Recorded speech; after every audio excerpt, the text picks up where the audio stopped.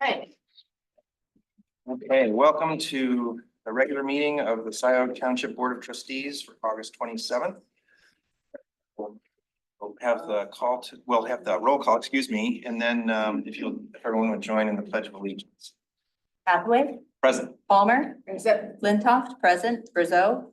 Absent. Carey. Present. Noel. Present. Riser. Present. Also present. Township Manager Parker. Township Attorney Mariah Fink. Thank you. Please join in the Pledge of Allegiance. Pledge of allegiance to the flag of the United States of America, and to the republic which stands one nation under God, indivisible, with liberty and justice for all.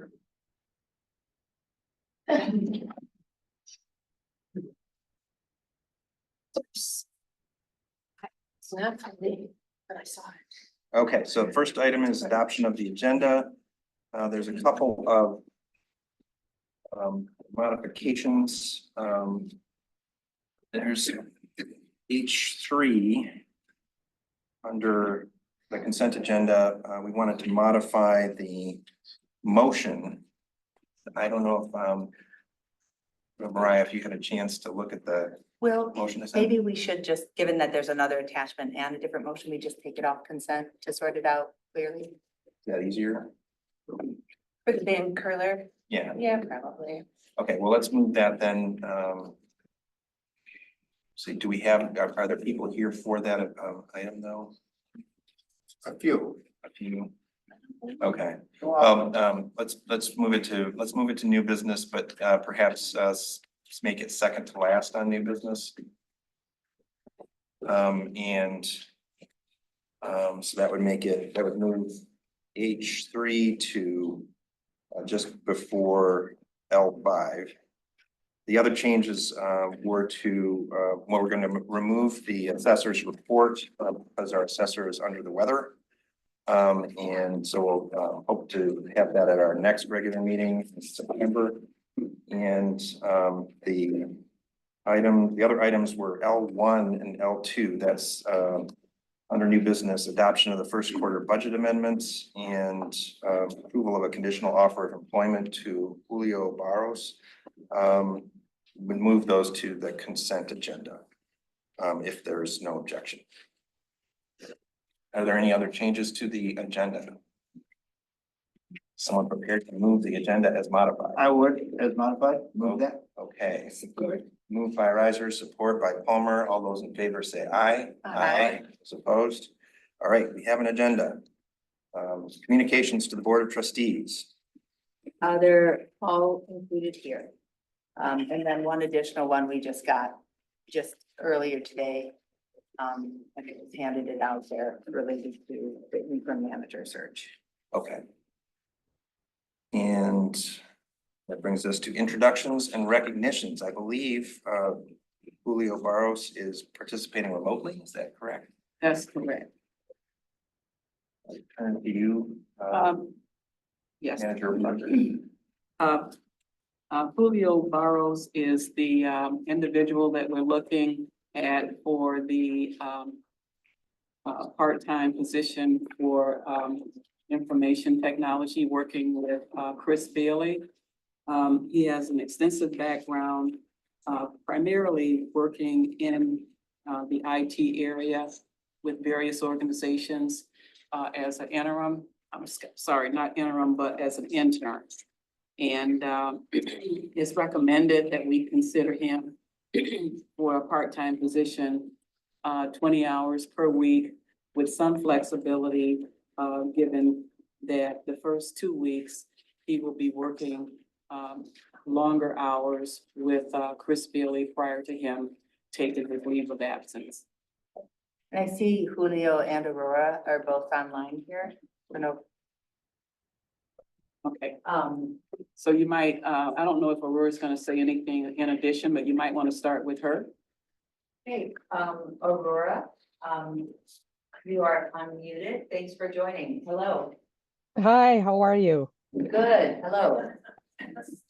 Great. So the only thing that I would add to what Joyce said is that we were very impressed with his background, has a lot of knowledge in IT, including cybersecurity, which that will probably come in handy as we move forward. And I'm very excited for the opportunity of his starting.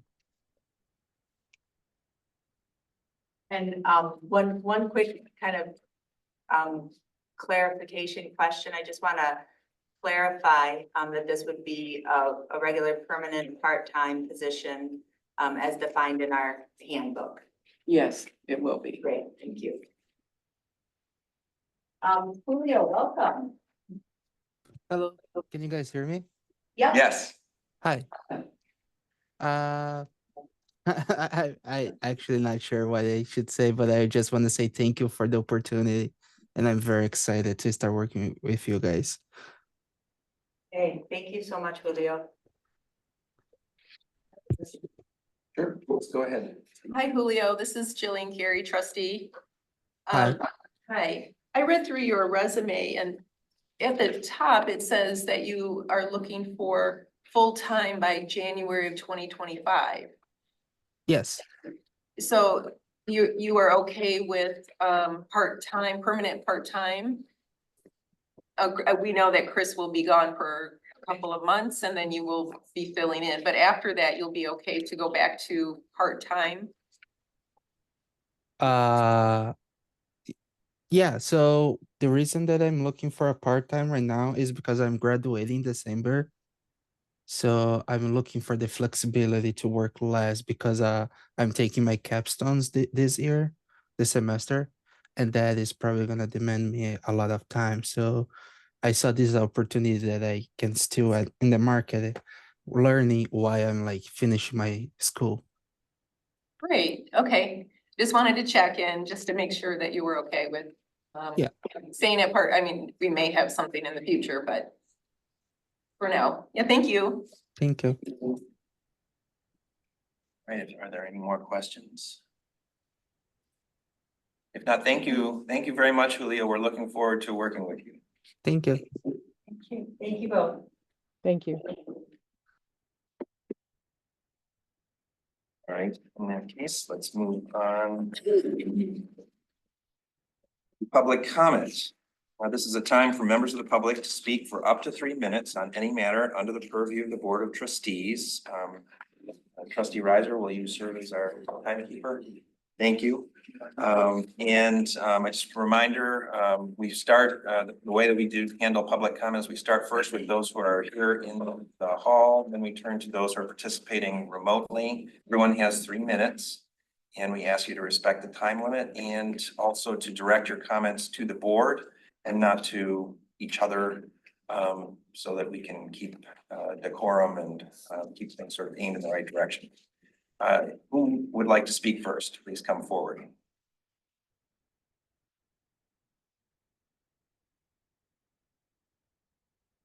I didn't know if there was a place to sign in. At the last meeting, I signed in. No need. It's not So I'm necessary. Danielle Pecan, and I had written a letter. This is about the 4 Lane property for splitting the parcel. And I hope you got my letter, but otherwise I can provide you with a copy of it at a later date. But splitting of this parcel is really important to my family and I. And as you can see, I brought my 3 girls and my son. My husband passed away unexpectedly in May from a very aggressive form of cancer. And we live about 35 minutes away from all of our family and friends. I'm gonna try not to cry. So splitting up this parcel would allow us to live on the same road as my parents and be 10 minutes away from my in-laws and a lot of my siblings, and also be closer to work to support my family. So we just really appreciate that you guys are listening to our concern and considering splitting that parcel for us. Thank you. Thank you for bringing the kids. And I don't have a copy of that letter. If anybody else on the board has received it, they could distribute it. I have not. PC, I think I went to the PC. Okay, all right, so we'll get it. We'll get a copy distributed to us. We'll track it down. That's coming to us, and the planning commission recommended that, so it'll be a BOT agenda item. It's in my report. I talked about. Okay, sorry. I haven't It's not read that yet. not on tonight. No, it's not an action item for tonight. It's a forthcoming BOT item, and it'll be in the packet. that correspondence. Okay, does anybody know about when it's coming? I think it's coming in September. My understanding is that it's waiting for the minutes to be approved from the planning commission. And then it will be ready to come to the board of trustees. I haven't heard when it's coming, but that makes sense to me. Okay, it'd be good if we could expedite it. Yeah. Whatever. Last night, planning commission approved those minutes, so now they're approved. Oh, so the Okay, next meeting so is hopefully September. September 10th. The first meeting in September is when it's. No, I'm not committing, I'm just trying to troubleshoot here. All right, who's next for public comment? I'll say a few. Please come on up. Some of you guys know. Reintroduction. Hi, my name is James Hartwell. I'm the president of the Scio Flyers, the radio controlled airplane club that uses Township Hall Park. We're here because of agenda item I1, the report from the paths, preserves and parkways. I don't know if I have that in the right order, but there's a report this evening that we're interested in. I just wanted to say that we're here representing the club and we're interested in collaborating with the township on the use of that space. We ask that the board consider our requirements when considering the use of that space.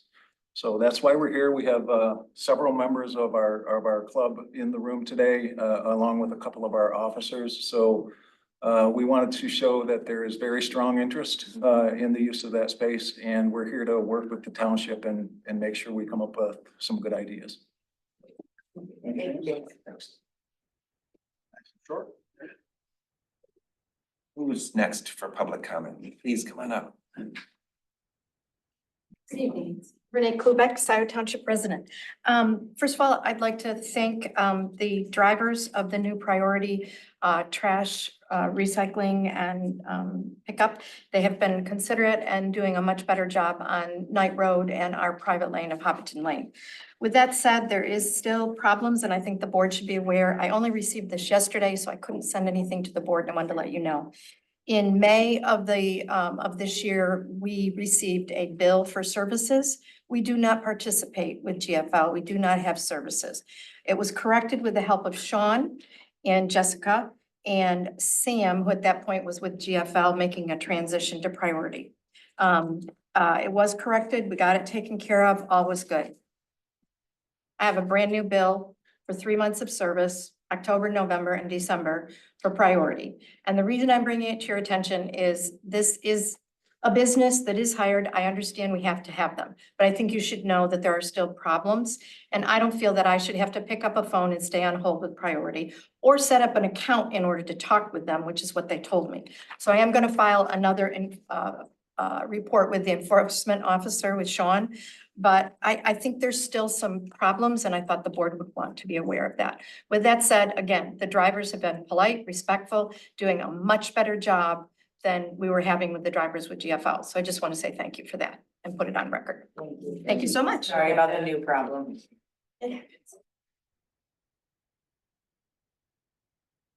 Who's next for public comment? If there's no one else present who chooses to speak, let's turn to those who are participating remotely. Okay, anybody interested in commenting, please raise your Zoom hand. Rob Pattinson, Rob. I've got several questions about tonight's agenda packet, so you're going to want to write these down. Several people have contacted me about priority waste mistakes in billing. GFL didn't forward some July or April payments to priority waste. There is a new charge of 3.1% for auto pay that is not in the contract. In fact, it is explicitly excluded from our billing. Page 19 of the contract, item 12 says, the contractor shall not be entitled to any additional compensation by reason of conditions being different from these anticipated or by reason of failure to be acquainted fully with the service area, the conditions and the service in place, which may affect the service under this contract, unquote. I have advised people to contact Supervisor Hathaway to get their billing fixed because getting through to priority waste on the phone is quite difficult. Item H1, in the payment of the bills, there's a charge for $399 from Foster Swift. What is that for? We're now over $167,000 paid to Foster Swift. Item H4, the fire SAD education needs the proposal packet included in mailings to every home in Scio to counter the anticipated sabotage efforts by Sciotech Sanity. Item H8, Applied Innovation Contractor says the number of users meant an increase was needed. There are several people on the user list who no longer work at Scio. These are just the ones I recognize. Alec Jerome, Anna Cohn, Jim Murdy, Mark Thompson, and Steve Wojgowski. Correcting this information will save money. We're paying $60 per user. It's on page 89 of the agenda packet. There are several other users on that list that I'm sure will no longer be working at Scio. Item L1, the $1 million for Woodview is not in the amended budget tonight. The fire department grant is the exact same state budget that awarded the $750,000 to the fire department awarded Woodview. Why is the fire department grant in the amended budget and not the $1 million grant for Woodview? Item L3, the risk and vulnerability assessment. The conclusion on page 14, I will read to you, quote, the validity of our report is predicated on the extent to which full, honest, and complete disclosure was made by all parties. While a majority of departments provided complete information, the assessing office and the deputy treasurer declined to provide all requested documentation and/or answer all inquiries fully. As indicated below, standard operating procedures were created for these departments based on legal and procedural requirements. However, the actual procedures in place at the township have not been evaluated or considered. Within township government, the treasurer's office is responsible for collecting the vast majority of the revenue to support services. The limitation on our ability to fully review the tax assessment, collection, and settlement process with all involved in the process puts the township at increased risk, as we were unable to provide tailored recommendations over this process, unquote. What is Scio doing to decrease the risks from Sandy's and Andrea's refusal to cooperate with Manor Custarian? Item L4, why is the utility department being considered for maintaining the LASA water and sewer system? They Rob, already. you're at 3.5, so Okay. I Thank mean, you. I don't know if you have much. The conclusion. I didn't hear any buzzer. Thank you. No, I'm not Thank you, Rob. fighting, I'm just And reminding you. I'll I'm okay. I'll respond with some answers when we're done with public comment. Sure, we can have time for response. And I'll ask Chris to respond as well. Next up, thank you, Rob. Next up is Pat Stein. Pat? Good evening. Can you hear me? Yes. Hi, Pat. I tell you, I'm speechless listening to Rob's comments. Wow, what a thorough job. Thank you so much, Rob. Okay, I wrote a letter to Trustee Brazeau, and I didn't allow time for it to be put in tonight's packet, but it's an ongoing issue. His absence is what I'm referring to. So I'm going to read the letter that was sent to him. Dear Trustee Brazeau, I understand you are unavailable to attend tonight's Board of Trustee meeting. This will be the second meeting you have failed to attend since the election on August 6th. With the exception of the time period when you were campaigning, you have missed 1/3 of the Board of Trustees meetings. Since the election, you have missed an additional 2 meetings, that includes tonight. These absences lead me to believe you are reverting to your pre-campaign pattern of attendance. Your hit or miss attendance is a disservice to the residents of Scio.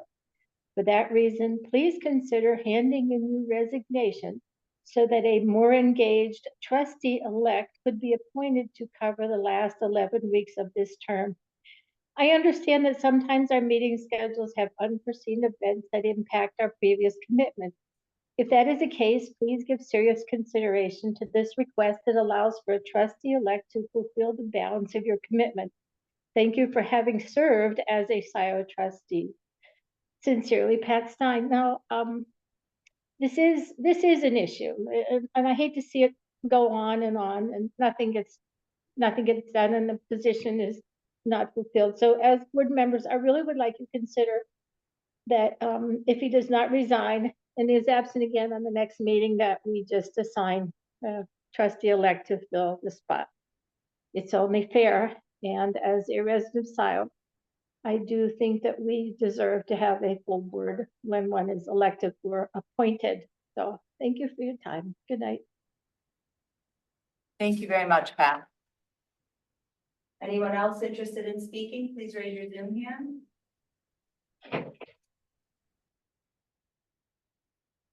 Okay. Seeing none. Will, can I respond to a couple Yes, questions? sure. I'm just gonna respond to the items that Rob raised that are on consent. Each one, the $399 invoice from Foster Swift. They were required to send a standard letter to our auditor, as all of our attorneys do. It's a standard letter. It costs that much money, plus there was a phone call to them about the fire SAB. I believe it was from Will. It looked short. All of that took $399. The second item is on L1 with the budget amendment. I would just say that we've all acknowledged, Rob, we have a draft grants policy. We need to finalize it, but our practice has been that the $750,000 to fire is something that we've all acknowledged that we're accepting. The $1 million, as Manager Parker had reported back, we're still gathering information about that. So that's why it's not reflected in there, because there's not certainty about when it would be available and what it would be available for. So, Yeah, that's correct. so we didn't want to move it forward to the point of actually incorporating it into the budget, but we're still figuring out what it is. Are there any other? Yeah. So Will, you should address it, or I should address it, or Jillian, but we had a meeting with GCSI last week, our lobbying firm, I assume everyone knows that, but I know you don't. And our lobbyist explained to those of us in attendance, Will, Ryan, me, Jillian, Chief Hood, Joyce. No, Joyce. No, wasn't you there. weren't there. That's right, you weren't there. Okay. That Woodview had approached their lobbying firm, which happened to be the same lobbying firm that we use. And Woodview asked their lobbying firm to investigate options for outside funding sources for the road improvements that they had been required to make by the road commission. So this all occurred behind the scenes. It came as a surprise to several of us in the meeting. We expressed our concerns about the process and the lack of transparency. Our lobbying firm has assured us that they will be more transparent in the future when a situation like this arises again. John, our lobbyist, told us that this is a common situation, that municipalities do this frequently, or developers do it frequently in conjunction with municipalities. I offered the comment that I've never heard of this before, and I don't think it has ever occurred in Scio Township before. And he agreed it hadn't. So I think some of the others in attendance felt that the potential benefits outweigh the negative here, because this is money for improvements that will benefit the community. And it has a positive overall effect potentially on Scio. So why don't you fill in, Will? Well, that was a very good summary. There've been some further conversations, and we're gonna try and arrange a time for members of the board who weren't present on Friday to meet with folks from GCSI. Hope maybe even get the person from GCSI who was the representative for Woodview Commons in this effort. It was not John, our lobbyist from GCSI. And so it was kind of even separate from him. So I think there's a desire to have some more conversations with GCSI to sort of firm up what you were just describing, their assurance, John's assurance that this won't happen again and that things will be handled differently in the future. So I'm working on trying to find a time when we can have their representatives come down and meet with us to talk about it. At a Yeah. board meeting, yeah, could they? Well, I think Attend a board meeting? both a board meeting, but I think, we just want to have a meeting with them quickly to sort of Will had air it suggested out. I give my input to them first privately before giving it to them publicly. I have deep concerns about it, just because it's common, doesn't make it right. It is not included as a budget amendment, which would be one of many steps this body would take to accept and allocate that money. So that is the long answer about why it's not included in L1. Have we received anything? Well, that's the other reason. We haven't received any communication from the state other than seeing it in the budget. So it's a little, Listed as $1 million of road improvements for Scio Township, which makes it seem as though a governing body in Scio Township, such as this one, might have designated it as a priority, which we did not. Okay, well, but thank you. But yeah. That was a very good summary. We need to get more information and I do agree it needs to come back to the board, but I concerns. All right, shall we move on? Oh, I'm sorry. If we could, H8, if I could ask Chris Bailey to speak to that, because I know you have a good answer about why we have users who aren't here anymore. Have a answer, right? Can't promise Yep. good. So, yeah, I was somewhat expecting an increase in charge. They're probably a few years later than they should be with that increase because they didn't keep the best of records. That's one thing. Two, there wasn't any management of the users in the past before I got here, so old users would not have been removed until I got here. Three, the Microsoft licensing, even though they're charging us on a monthly basis, you're actually committed to a year, which November 14th. So those charges have been there regardless of whether or not we would have had them assigned to use or not. Am I in four? Four, there was no proper backup of any of these people's emails. So if I would remove the license within 30 days, all those emails would have been gone. We now have a very nice and proper online backup. So I started taking all those old users' files, backing them up so they're there for our permanent record until they can be deleted. And for example, Anna Cohn's license now assigned to Murphy. So I had to protect the data. We still had to pay the license whether or not they were assigned to anyone, and probably got a couple of years of lower charges than we should have. We added that part up. Thank you. Thanks. thank you. Are there any further responses to public comments? In that case, let's move on to approval of minutes. We have one set of minutes. These are from the meeting, regular meeting of August 13th. Are there any corrections to the draft minutes?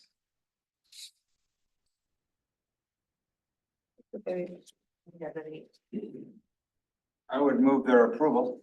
All right, moved by Riser. Support by Palmer. All those in favor say aye. Aye. Those opposed, minutes are approved. That brings us to the consent agenda.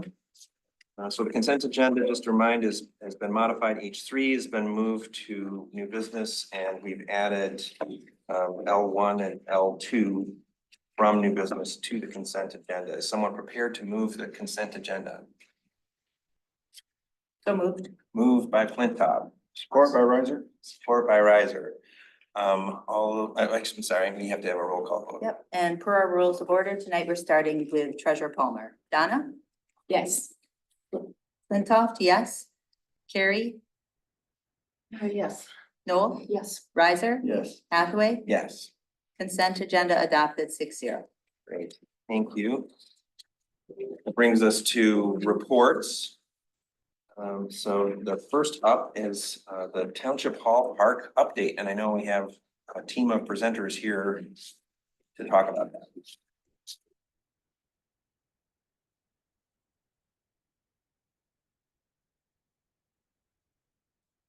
So are there any handouts for us?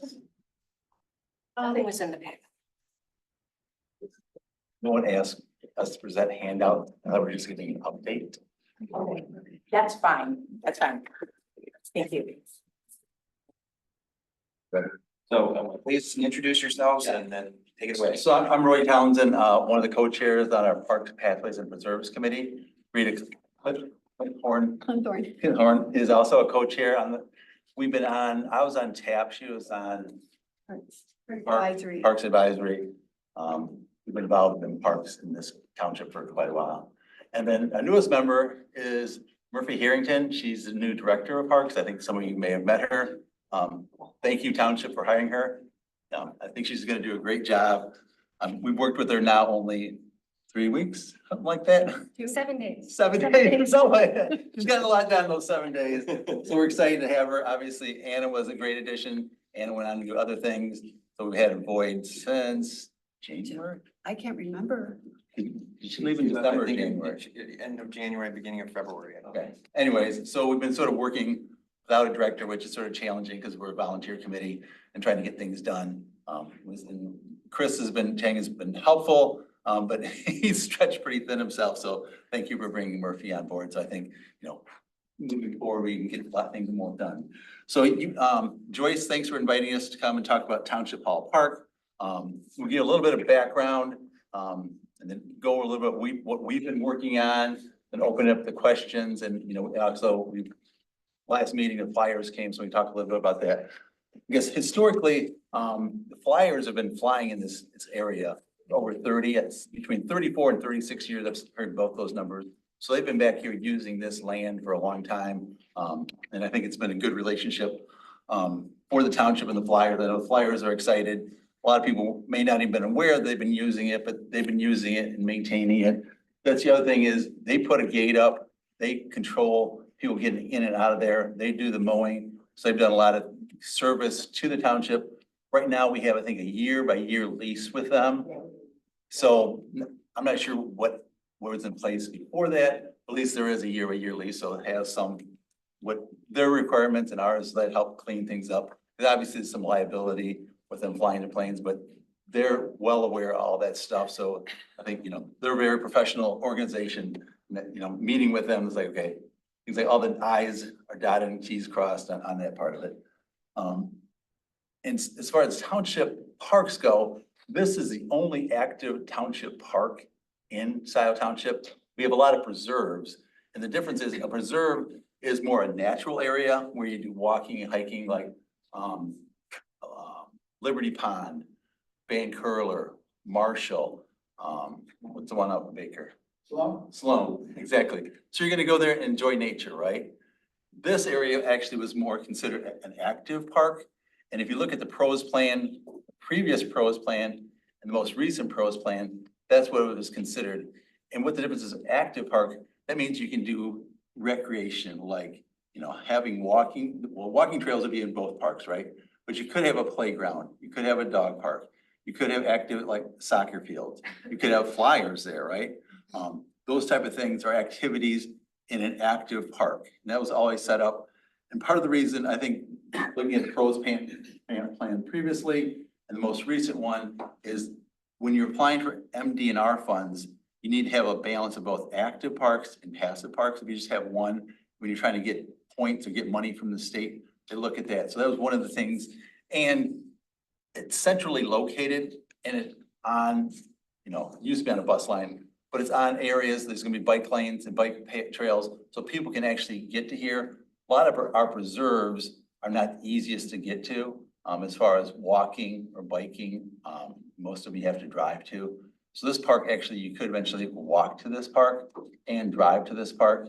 And the bus line is only down here in Jackson Road, so potentially you could take a bus and walk up here. So as far as access, that's one thing that was always considered centrally located. Over the years, there's been plans drawn up for these considerations. I think probably 5 or more years ago, there was a pretty active plan drawn up. And then recently, this area is within the DDA. And the DDA has expressed some interest in potentially participating in some of this stuff. So they've hired Johnson Hill to look at considerations. There's like 3 proposals. Those were presented at our last P3 committee meeting. We looked at them and went over them with the flyers because they were there. Because some of them showed like runways and different things. And one of the things, I'm not going to speak on behalf of the flyers, but if it was a soccer field, and the soccer fields is where the flyers are today, which is basically the fields would run north-south. Envision that north-south, right? So basically from here towards the fire hall, the flyers take off east-west, right? So you could have a soccer field there and the flyers would then take off east-west. Obviously, you wouldn't be playing soccer at the same time the flyers are there. The flyers would coordinate and we'd coordinate potentially. They're talking they use it about 10 hours a week. Wednesday nights, they've always used Wednesday nights, they use Saturday mornings, then some other times. So if the event, there is future soccer fields, basically they need a grass that's cut short so they can take off and land their planes. Soccer is the same thing. So they could coexist. So if that moves forward, at this point, in the process, we're 3% in because basically Johnson Hills just looked at that. All those things, the committee had reservations about them, that wasn't like, oh, this is perfect. Like if we were to do any of those, it's like, we like this part of it, like that part of it. So here again, that is more driven by the DDA than Parks 3 committee. We weren't out there advocating for soccer fields. They're like, okay, and it makes sense if we're doing active, they could help fund those things. Because we really didn't have money set up to put in soccer fields. So I just want to put that out there. That's something that has been talked about, I think in future, as this thing moves forward. If that gets momentum, there'd be public input. And if that's what gets built out there, so be it. I think one thing that the committee's been doing, there's been a walking trail around the township park for 10 or 15 years. I'm not sure exactly. People say they've been using it. That's Flyers budgeted. have been mowing it. And when Anna was here, I was working with the previous township manager. I forget his name. Right. You mean Mark Thompson? Yeah, Mark Thompson. So Anna and I, the 3 of us were working we were actually putting together plans to make that a more ADA accessible walkway. Because right now there's some grades going up, put a soft surface trail so you could use it. Obviously Mark left and Anna left. So one thing we've always thought about is trying to improve that walking trail around there. So it's ADA accessible. And also put a sidewalk from the parking lot out to there. Because right now there's really not a safe way for anyone to get to this park. Let's say if you have challenges, ADA challenges. So that's one thing that's always been working on. The other thing we've talked about doing is making a natural play space. And a natural play space is utilizing natural products like wood, trees. I just was working with the city of Ann Arbor.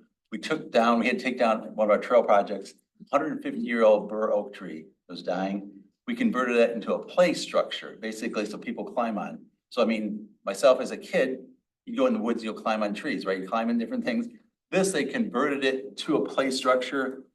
They hired a company called MRC, Michigan Recreation Construction. They do all types of playgrounds. They do the ones that, you see at the parks that are made out of plastic and steel. They also do these natural play spaces. There's one out at Eddy Geological one. There's about 5 in the city of Ann Arbor. A lot of times they're like stumps, different level stumps, and kids can hop on them. You can climb on things. There's logs you can go over and things. There's probably 50 to 70 different things you could do out there. That's why we hired MRC. It's like, okay, what are things that, could fit? MRC? Michigan Recreation Construction, MRC. Yeah, we hired them to look at, give us options. And also they can determine, what is safe and what is not, because you can't just put logs out there. How are those logs secured into the ground? So if kids are climbing on them, it's safe, you know, from a liability standpoint. Also, in the meantime, we've had an Eagle Scout approached Anna probably about a year and a half ago, and he's interested in doing a natural play space out here. So we've been working with him, trying to put his ideas together and making a natural play space. And the natural play space would be more at, as you go out this park, this trail, right sort of like the beginning on the right side. So the area that's sort of taller grass, and the flyers are to the west. We'd be for the far east. And if you have those drawings, it'd be, you know, away from the flyers so that this stuff can coexist with the flyers, because we're at the far end away from where the flyers are going to be. And the vision would be with Brandon, the Eagle Scout, he's looking at potentially 3 things that we could build there, or have built, either with volunteers, contractors, those things. We don't have those logistics all worked out yet. But in the future, if you had this walking trail going around, you could have other natural play spaces, let's say one over here, one over here, one over here. So if you walked around there, and that's how they did the one out at Eddie in Chelsea, you go here, then you take your kid and go to here and and walk around and do different ones. And you can do it in phases. Let's say year 1, you do these 3, year 2, you do 1 here. And you could, you know, coordinate that. I mean, that's what, when Anna was here, we talked about it, and that was sort of the envision. The reason I think we like the natural play space is rather than just putting more plastic and steel out there, let's reutilize. And actually, from Van Curler, when we had to cut down some trees to build a parking lot off of Joy Road, we took like 3 or 4 walnut trees, which are good for wood. And there was those sitting back there. So we've tried to repurpose that wood. There's certain trees that you can use, other trees you really don't want to use, and walnut's one of them. So that's the other thing we've salvaged and try to repurpose stuff of Van Curler. There's gonna be probably other things that we can do. So that's where we're sort of gaining momentum, trying to bring Murphy up to speed, and it's sort of a challenge. But those are some of the things we've been talking about. Let's see if I missed anything here in the back. And some of these most all this stuff was included in the budget. And before Anna left, we set this stuff in the budget. And for the most part, we really haven't spent much of our budget money just because, you know, Anna left and we haven't had anyone implement it. We spent some of it, but the projects really have been stalled because no one's here to run the projects.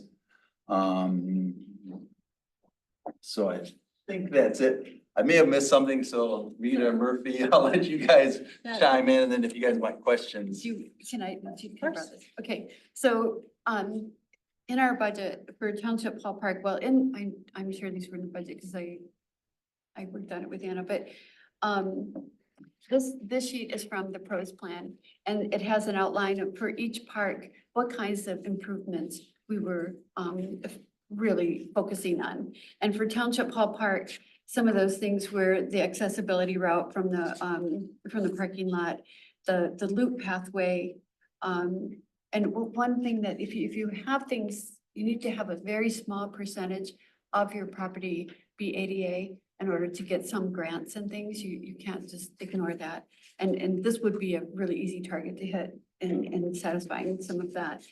We also had putting out a pavilion, building a pavilion, and having some tables.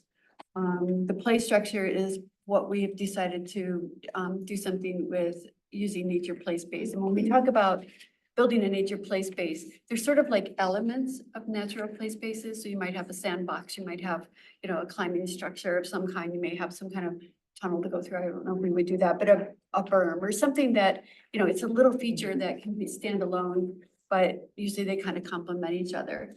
And these, I know that when we did the pros plan, there was a lot of ask for some active use things for young children in Scio Township that we come up with.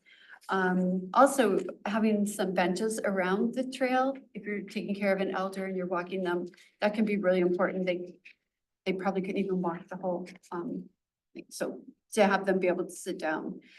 And bike racks, of course. I don't know if we have bike racks out here yet, but that's, you know, that just goes along with it too. But, okay. Anything else for people who missed? I know you've only been here 7 meetings and you're trying to get up to speed on a lot of this stuff. No, I think we hit it all. Okay. So at this point, I guess we open up if you guys have any questions for us. Well, thank you. And Murphy, welcome again. And thank you, Rita and Roy, for all your work on parks and all the other work you do for the township. I think this is a good opener to talking about Township Hall Park. I know I've wanted to talk about it for about a year or so. I probably spend a lot of time here at Township Hall and leave at all hours of the day, and certainly have small children play soccer all the time.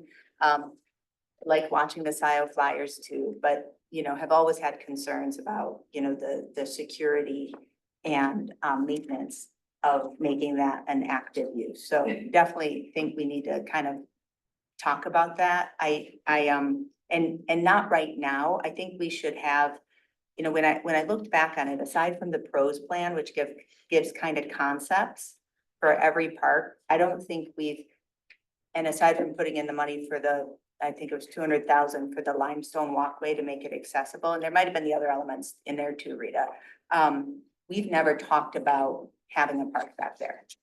So the sign was made, it was installed. We've talked about it at committee, but at this board, I keep saying we want to talk. Yeah, please. Park has existed for over 30 years. The park is just there.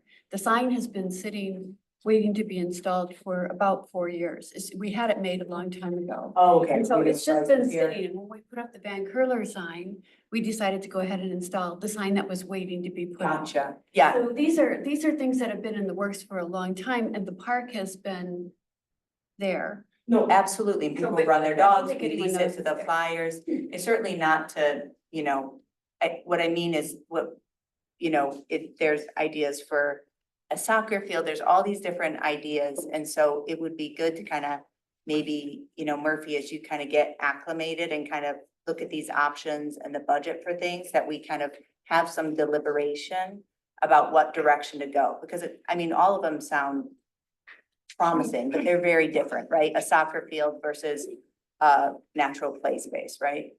And I guess what I just want to say is I want to make sure that we do it deliberately and it doesn't kind of just unfold. And I think with I don't know if the DDA is coordinating closely with parks, but from my vantage point, which is very, very removed, I want to make sure that this planning is coordinated. So the DDA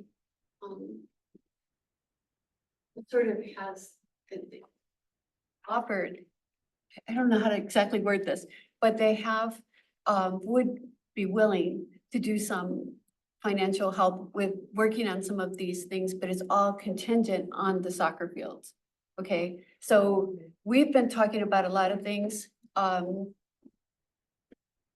So the soccer field is not the park's highest priority, Okay. but That's what I wanted. there is a field there. And, we would prefer not to see people driving and parking in there so much. The Flyers do park, but minimal, it's just not that big of a space. Yeah. So I think, I agree. I don't want to cut you off or cut in front of anything else.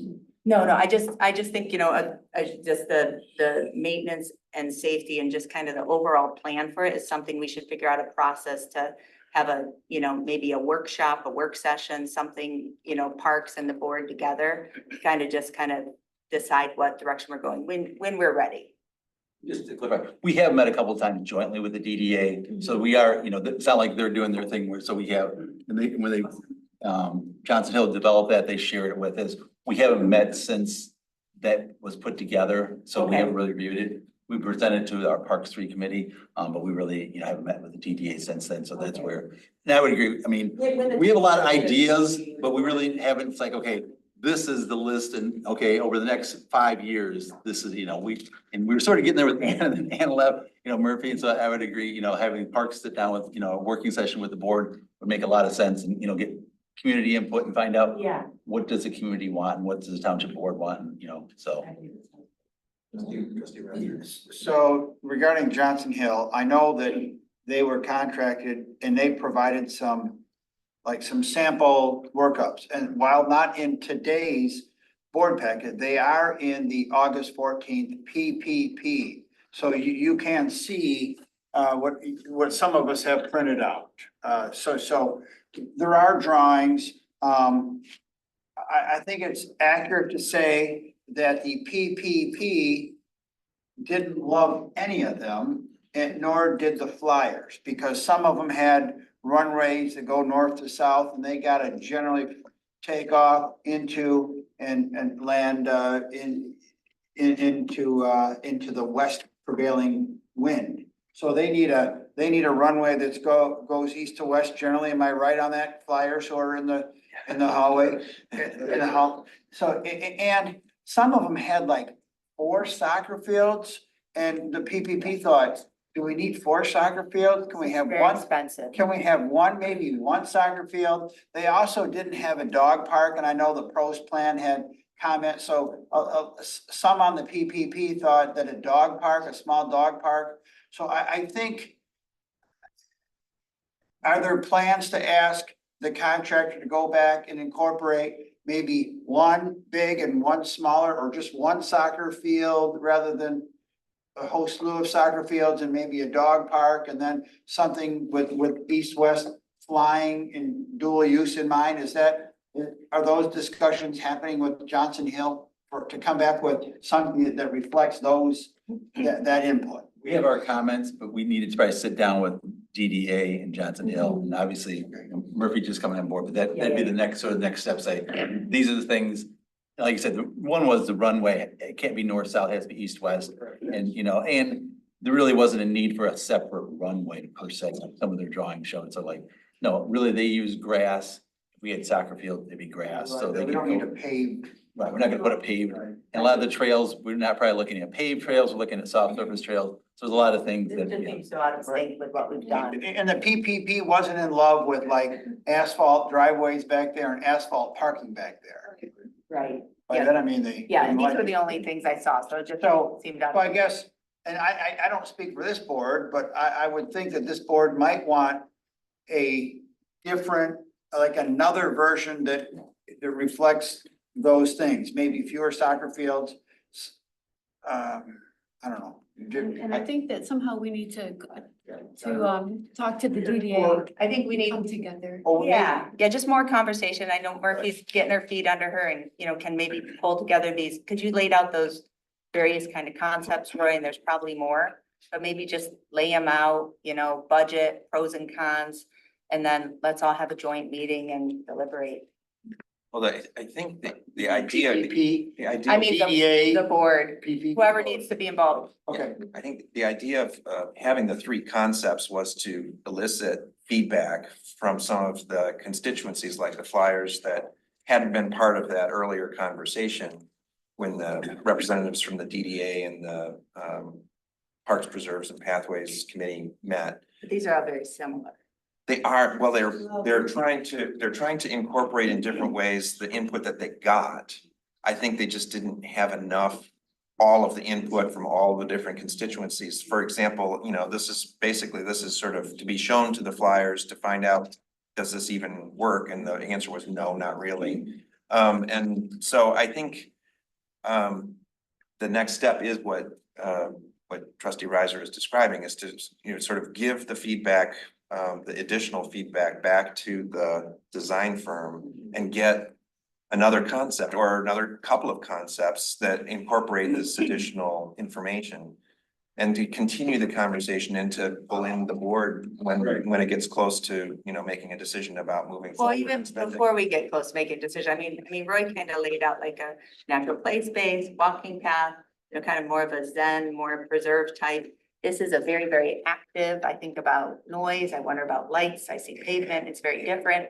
And so I just think we need more information and conversation and just. So how do we provide that input? A joint meeting, like a joint meeting with some prepared options or discussion. I mean, because you all have so much knowledge and you've had so much conversation, but we haven't had it at the board. So we just need to get kind of filled in on what the thinking is. And keep in mind that the soccer fields, who's going to rent them? who's gonna keep track of Yeah. the teams that come in? Are we only going to provide it to Rec and Ed, or are we gonna provide it to, Tigers and United? Who's gonna keep track of when they're, Private industrial use So sports that's my complex. question for the GDA chair, when he very strongly presented his idea that it's, he wants these soccer fields. And we have a very new Parks Department. We are on our second director. We have a group of volunteers that are simply volunteers, even though they're incredibly dedicated. We may be able to pull in more summer help at some point, but I think a lot of this is gonna fall on parks to manage all of that. And my idea, when I spoke with the DAA, is why don't we do it in baby steps that we can manage? And so if we start small Yeah. and we can add on. So that's how I see it. And one thing too with the runway, there's no reason to have the Flyers so much separate from soccer, because the Flyers can't fly when soccer is happening. So soccer can't happen if the Flyers are flying. So that's why just having one field, if it's got really short grass, it's gonna service everybody. And then it's just scheduling. So again, it's starting out small and something we can manage. We're not a metro park. Thank you, Rita. And that's what I'm saying about security, even when the bathrooms were put in. And I mean, it's like, a playground back there. I would be hard pressed to send my kids back there alone to play on a playground. I mean, it's just, I feel like this is one idea that got really far developed. And maybe we just need to kind of step back and look at all of and it. also maintenance? Who's gonna maintain? Because Yeah. we have Zebro that just right now, Zebro pathway that hasn't been maintained for 10 years, and now we're just catching up. So maintenance always has to be part of the plan. And security, we're gonna have to start using parks money for another sheriff's deputy. And we don't want to do that. And granted, Anna wasn't here that long either, so, and she did some maintaining of whatever. She did. But, again, this is a new entity we're taking on with parks. And so I think starting where we can manage it, Yeah. build it. But I know that there's an ask for it. We've seen it from the pros plan. People want places that they can walk. As a matter of fact, the walking ask was much bigger than soccer fields. Yes. Okay, so we had more like, I don't know, almost 60% of people said, yes, they want places to walk. We only had about 14% of people that said they want to play soccer. So, and I just think that this is a pretty small park. The gate that's up there now is there because the Flyers put it there, because if you don't put something up, people will drive on it and tear it up. We have that problem in some of our other sites. So it's a beautiful field, they maintain it, and the gate is gonna keep people from driving in there. And that's all very important, so that's probably helped on keeping all kinds of vandalism down and trash and things like that. But it is something to manage, so yes. Well, this is a good start to the conversation, and I thank you very much for coming this evening and giving the update. I think we have some ideas now about how to move forward, and clearly there's interest in the board and continuing the dialogue. Yeah, and I would just ask that any kind of request for consultant work on this, that it, maybe just kind of come to the board if there's more consultant requests, so that I know the DDA is gonna do their thing, but but if they're, just so that maybe even if there's the scope of what options, we have a chance to weigh in. Well, thanks for having us. Oh, one more I question. have one comment. Sure. I don't think the board should be involved in the first step that you guys have been working on. You look at what you're hearing and what you think is a good way to move forward. Then you bring that to the board and we do what we have to do. But you people are the ones running the show out there, so to speak. So you need to be the ones to bring the information to us, and then we'll go to step 2. I really, really strongly feel that the board can't run the whole show, or we wouldn't have you guys. So keep that in mind. You're in charge. Thank you very much. I have a comment too. Oh, sorry. Jessica, you made a comment that people run their dogs back in that park. All the time. I'm well aware. I would too if I had dogs. Well, so dogs are supposed to be leashed Yes. in all of Against our the ordinance. township It's against the law. parks. If they're not. Well, state law. It is a state law. And I've had an incident, you know, I have small dogs. I have miniature dachshunds. I was with one of my dogs who was leashed in the park. And this woman entered the park and unleashed her dog and the dog took off. And she said, oh, this is what we always do. And the dog ran free and it's like, huh, interesting. Yeah. There is a huge, well, I would say a huge ask. There is an ask for a dog park. There is. And this is a site that seems like it would accommodate that because there's parking and there's enough space. It's easy to get to. So Yeah. personally, I think that out of all of our, a lot of our other properties are preserves. There's, I mean, there's Liberty Pond, that's kind of far out there. But I think this, because it's centrally located, I could see that a dog park could work. And having a kiosk with rules would be important too, because yeah, a lot of people, oh, but I've always done it. Well, it's always been illegal. And too. that's honestly something I was concerned about when the sign came up. I just wanted to make sure we weren't condoning all of the illegal dog Well, running, we you know? did have a kiosk to put out here, and I'm not sure where it is. It went to Van Curler. Jess, I think to the opposite. At that meeting, they were interested in less soccer, more dogs, and accommodating the flyers. Those are kind of the three takeaways, and a different plan to take to this board. That's. Yeah, so take some time and. But we need to kind of collaborate with the DDA. We can't work, the right hand can't, and the left hand can't work, so, you know. We need to Absolutely. come together, and we did come together a little bit, but we, I know, is it Bob Stites? He's sort of, communicating with Johnson Hill, and he should be passing on the communications to us. And, I haven't really gotten very much lately, so I don't know if, Yeah, and I just. we need to touch base with We need the to close, DDA. we need to close the loop, I think, between the last Parks, Preserves and Pathways meeting where there was discussion of the concepts. But nobody was there from Yeah. well, I was thinking from the design team. Oh. That was an unfortunate. I thought someone from there was going to be there to sort of receive the comments, but that didn't happen. So I think we need to sort of close the loop on that and then But figure out. Murphy's here now and it's gonna sort out all these various stakeholders. And I just want to reiterate, you know, we do look to the PPP for your advice on, you know, what the community wants. And, you know, it's the DDA certainly has a priority, but, you know, we want to hear from the PPP what your recommendation is, regardless of however much the DDA likes soccer.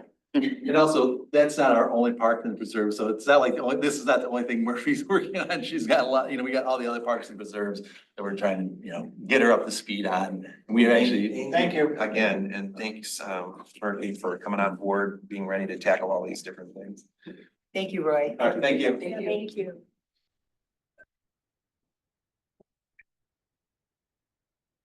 Okay, well, that brings us to our regular reports. And we have written reports from planning. We've got one sort of straggling in. Do we have other written reports? I don't think so. The assessor's report we're setting aside until our next regular meeting. We have, do we have any oral reports that anyone wants to add? Briefly, the audit is gonna be presented on September 10th. Raymond and on Loch Alpine. There's a special meeting called for Monday, September 9th here for the Loch Alpine Sanitary Authority. Yes. 5 o'clock. So what's that date? So Monday, September 9th. Yeah, they, like us, have found that they also need to replace their meters. Okay, No, is that a special LASA meeting or a special BOT meeting? Special last meeting. Okay, You're welcome to come. good. It's fun with roads. I find it fascinating. Manager Parker, do you have additional reports? I do not have a report tonight. In that case, Mine would be next. in yours will be next, okay. In that case, the financial reports are included in the packet. You know, Tom has been emailing the board with a couple of recently, and I think we need to probably have more of a conversation about Warma. What's going on. Maybe at our next meeting. Yeah, let me offer that tomorrow, Tom off, Mark Carey, Mariah, and I are going to meet in the morning and go over some of the details of this recent memo of understanding. And then, it'll get presented to the board. Great, thank you. Yeah, thanks. Okay, we don't have a public hearing this evening. We don't have unfinished business. That brings us to Maynard Casteris. I feel like you got up here quickly, but you really did. Historical terms. Yeah. Great, thank you.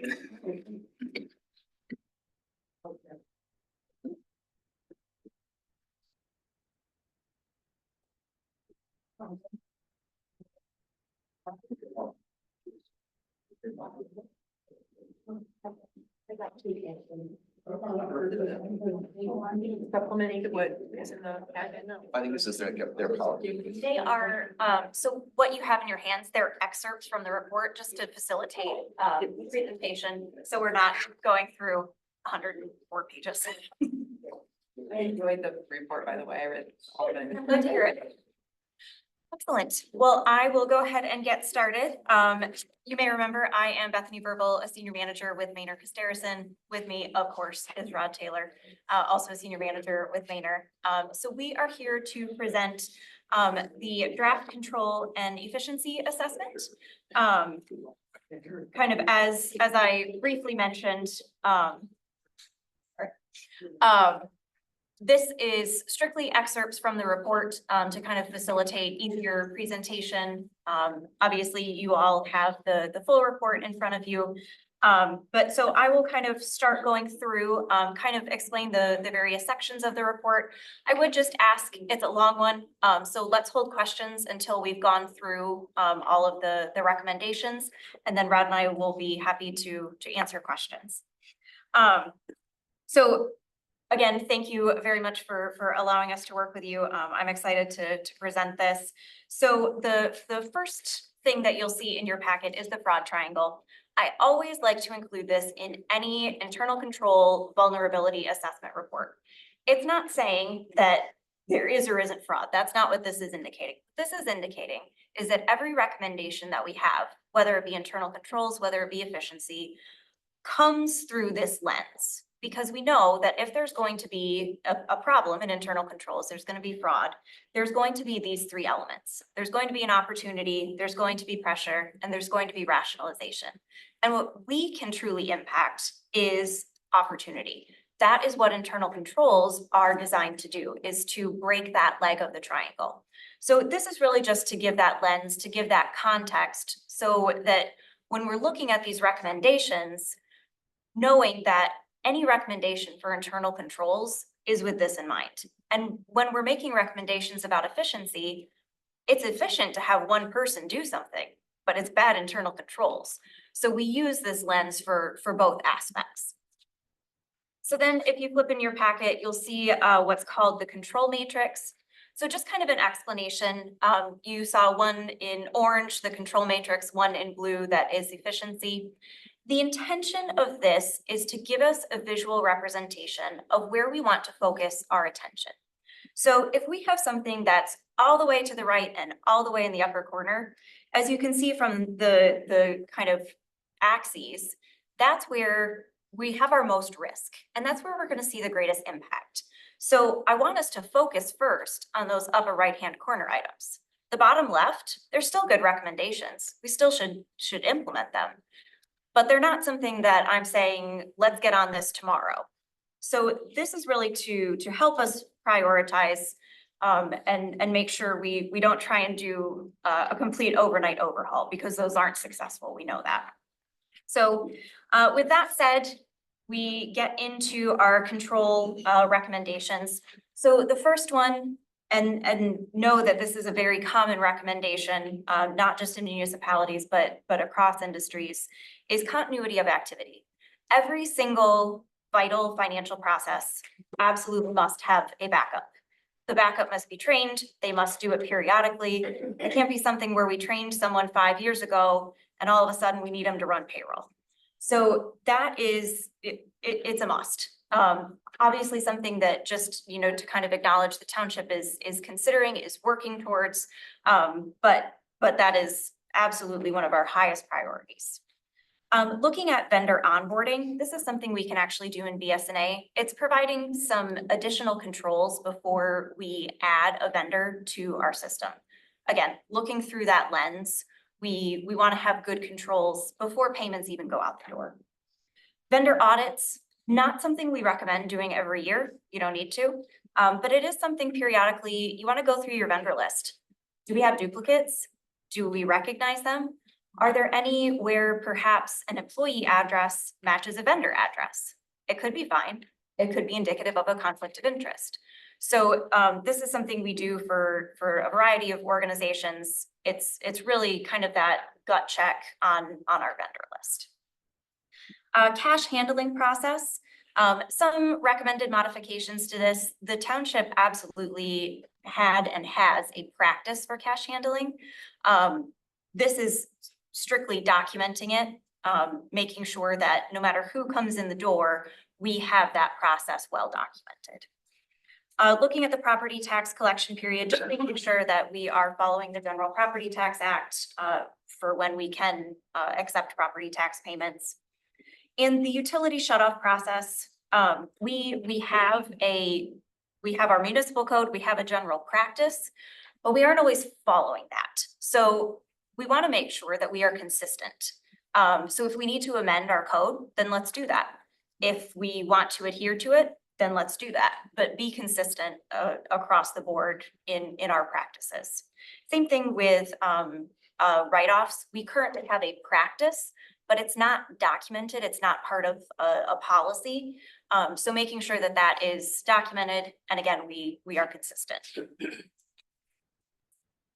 Next section, BSNA access policy. Again, this is across organizations. We always recommend having a specific access policy over the accounting software, typically role-based, but always best practice. Periodic cybersecurity reviews. We have a really, really great IT person and soon to be team, it sounds like. But it's kind of like a financial statement audit, right? Someone comes in and tries to poke some holes. We don't have to do it every year, but we do want to do it on a periodic basis to figure out where those holes might be, and have preventative action as opposed to detective action. Travel policy, we do have one in the employee handbook. It is an incredibly important policy though, because this is where we see one of the higher instances of fraud. Coupled with the fact that in the employee handbook, it can be a little misleading because it does apply to our elected officials that may be traveling on behalf of the township. So recommended pulling that out of the employee handbook. And we do have a sample full policy in this. Similar conflict of interest policy. We have something in our procurement policy speaking to conflicts of interest. It is an incredibly important policy, so I always recommend having it be its own because it's going to be a lot more impactful. We're going to be a lot more cognizant of it if it's not buried in our procurement policy. And conflicts of interest apply to things outside of procurement, so really bringing that to light. Fraud policy. Sometimes it feels a little bit silly to have a policy that essentially says don't commit fraud. But it is actually best practice to have something like that in place because more of what it is, yes, don't commit fraud, but we're also talking about what do we have in place for whistleblowers? What's their process? Who do I go to if I have a concern? Well, what if the person I'm supposed to report to is the person I have a concern about? Where do I go then? So the fraud policy is really helping kind of empower people to bring things that might make them uncomfortable and give them a solid process to handle that and really lay that out. Looking at a credit card use policy, something we want to implement for all of our card holders. Credit card rewards, currently our card doesn't have it. It's a small thing, but if we can get cash back, I'm always a fan. And one of the recommendations we have on efficiency actually speaks to a credit card program that I would recommend the township explore, because it does have good rewards, but it is also a really, really great way to implement controls and efficiency. So more on that later. Moving into the last few internal control recommendations. Chris, I have no doubt is all over this, but having a password requirement, length, number of times before you can get locked out, all of those good things. And that's something that would come up in a cybersecurity review too. One of the first things they're going to ask is, what's your password policy? How often does it expire? Board governance. This is going to be incredibly important with some of our new board members, but having board training. MTA, a lot of different organizations, the guy sitting next to me, do really, really great board trainings. And I always recommend municipalities, nonprofits, whomever, that we have board training so that we have that opportunity to come together and be more knowledgeable about what our responsibilities, all the benefits are. So something to think about. Investment policy, we have one. There are recommended changes in that policy. And just as a point of clarification, in case anyone has questions on this. So Appendix A is all of the policies that we are recommending that we didn't already have. Appendix B is policies that we, the township, had, but there are recommendations for modification that we've provided. And the sort of introduction to Appendix B lays out kind of broad overview of what the changes were. Some of them were pretty small. Some of them were more comprehensive. So then the next is federal policies and procedures. So you may remember I was a financial statement auditor for the first 8 years of my career. So I really love federal policies and procedures. If we accept a single dollar of federal funds, we do have to have these in place. We as a township absolutely have practices in place, but this is really documenting all of the requirements across all of the 12 compliance areas, as well as who we would recommend being responsible for things. So when you read through the federal policies and procedures, they're long, I know, but we really lay all of that out. And then this is something that I have no doubt, Joyce and Aurora have been working on, having concrete formal job descriptions for all staff members. This can be tough sometimes because we've had people who have been here for 30 years, right? And their position has evolved. So having those documented and having a formal hiring policy in place, so we know the appropriate actions regardless of who's being hired. So those are the control recommendations. I'll move into our efficiency matrix then. And again, all of these are recommendations to help us streamline processes, hopefully cut down on some paper, cut down on external Excels, and give our staff some time back. So the first recommendation, our bank reconciliation process. I want to make sure that I'm very clear. We have very good controls over our bank reconciliation process. I do not have concerns about that. What I would recommend is looking at moving the process more electronic. BSNA has the opportunity for us to connect some bank feeds, electronic bank statements, all things that can help kind of streamline and make that process easier. AP software, very similar. So right now, our AP process has good controls, but it's very heavily either paper or email based. So there are additional workflows we can utilize in BSNA. So making sure we're utilizing all of those. We also have the opportunity to use external softwares. Oftentimes, I wouldn't recommend something external because then we've got softwares trying to talk. But in this case, I would suggest the township explore, it's called Bill, it used to be called Bill.com. They changed their name. It's an AP software. The invoices come into an email address. The software will read the invoice. It will pull the invoice date, the vendor. It will start to learn and propose coding. And then our human element is we're still looking at all of that, right? We're still making sure that that's correct. But this helps facilitate removing a lot of that data entry that takes a lot of time, but doesn't necessarily provide us a lot of value. ACH policy, we do have one for accepting ACH and electronic payments, but we should also have one for paying those out, especially because as part of the AP software, I would absolutely recommend increasing our electronic payments. It's more efficient, and over the last 2 or 3 years, the amount of check fraud that we have seen has increased exponentially. So at one time there still there were concerns about ACH, right? It sometimes feels like it's kind of loosey-goosey. We can set up good controls, and given the trends that we've seen, it's actually more secure than paying anything via check. So something that, you know, as we explore increasing our ACH payments, we want to make sure that we have a good policy in place. Looking at the credit card integration, this is what I was talking about previously, the credit card program.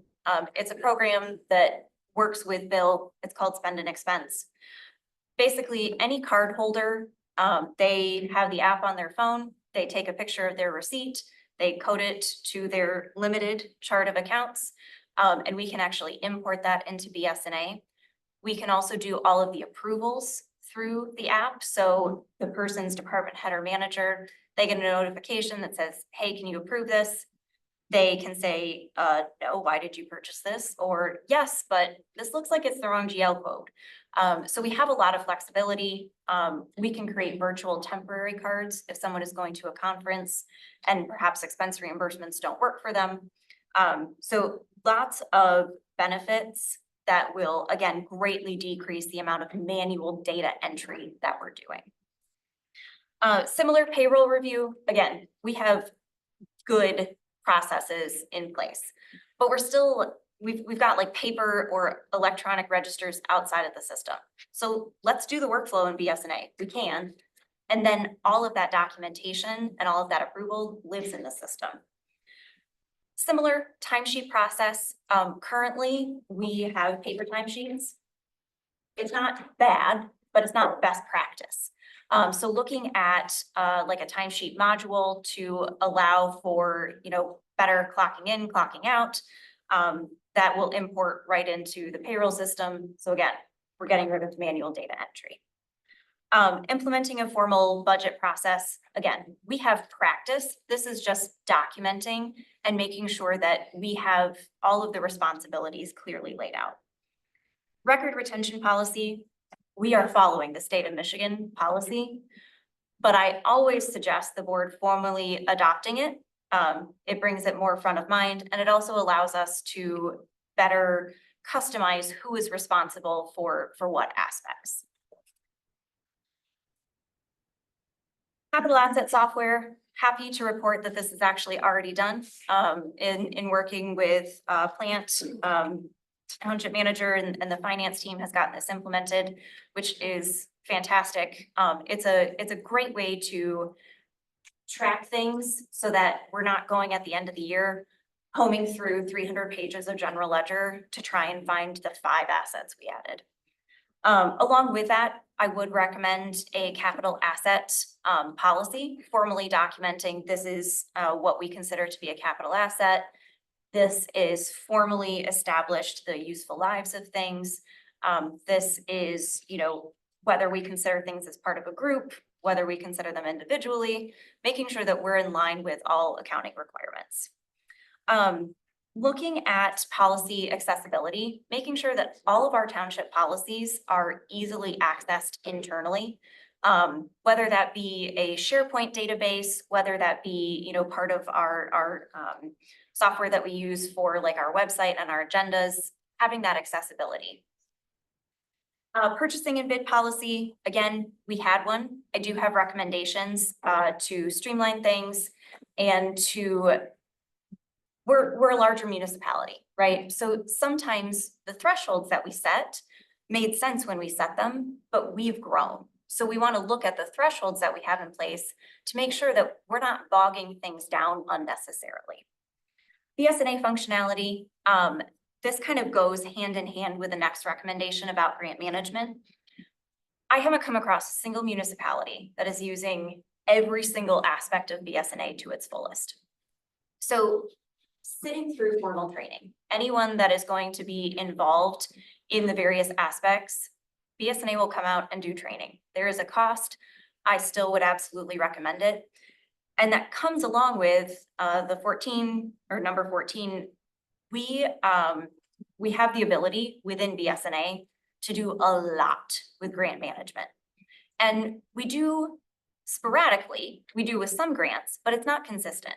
So that is sort of an example there of something that when we get some solid training, we can track all of our grants, all of the appropriate cost codes and revenues right within our software. So those extraneous Excels, those are gone. It taking a while to get reports for the department heads or for board meetings, that's also gone because everything is just coded in the system.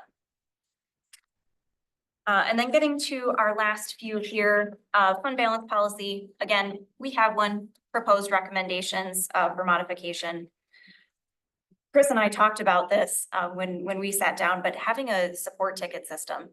Again, we as a township are continuing to grow. We're going to have an IT team now. So making sure that we have an effective way to track all of that is really important. Code enforcement software. Again, this is something that kind of came up in discussions with staff. BSNA has a code enforcement software, and I typically recommend just implementing one software suite. The response that I get to that sometimes is, well, it can be cost prohibitive. So I am not saying you absolutely have to use BSNA. I would suggest that we assess it because it does connect with everything that we have already, but it's something to consider. But absolutely something we want to implement. We should have, and this kind of goes along with capital asset policy, but it's important enough that I suggest breaking it out. A technology equipment policy, you know, how often do we replace computers? How often do we need to replace the server? What sort of cloud infrastructure do we have? So having something like that documented. And then finally, some sort of information system around human resources. So right now, all of our personnel files are paper-based. So it's really, really difficult to look at employment history, to look at, you know, applications that we might have received, because everything is in a file cabinet. So having this option, again, BSNA does have an HR module. Again, because it integrates so well with everything else, I always suggest doing an assessment of that. Typically, municipalities have said that the cost is worth it because everything integrates so well. But again, something that the township should assess and ultimately make the final decision on. So with that, those are broad overview of our recommendations. Rod, anything you want to add before we? No, I just on that last one on the HR, when you think about that module, one of the other recommendations was related to time cards. That integrates together as well in terms of pay, rates of pay, as well as building the budget. So when you look at some of these modules, there could be one primary benefit, but sometimes there's other subsidiary benefits as well that you should evaluate and consider as part of the decision-making tree. Question on some of your suggestions. Let's take number 19. The information that would be in there, is that secure? Because some of that is not public information. So how how do these modules, these programs handle something like that? Yep, so truthfully, I would say that that is probably a great question for BSNA. What I would say comprehensively is yes, the information that is stored in BSNA would and does follow our township IT requirements. So that information would absolutely be held secure. And that's where we would want to have an access policy to make sure that we're cognizant of who has access to what. I'd also add too, ultimately, that's a great question. Because security is a significant concern. We're seeing more and more municipal governments not take security as serious as they need to. And then that's caused them significant problems. I mean, the last one I know was Grand Traverse County just a few weeks ago. Big organization, they had some challenges. So I would definitely, with any recommendation, work strongly with your IT director to make that evaluation. I can't say specifically in terms of BSNA's security. I'm not an expert in that, but I would say that they are also a vendor of the state of Michigan for I forget the name of the, it's basically the part of the assessing process that they occur, and they have to go through a very stringent certification process through that. So it would intuitively tell me that there should be adaptable in the security concerns and should be lower risk. But I think it's a great question and you want to continue to think about that, evaluate that. Absolutely. Thank you. Are there other questions? Members of the board? I had a few questions. I sent you an email asking some very specific questions.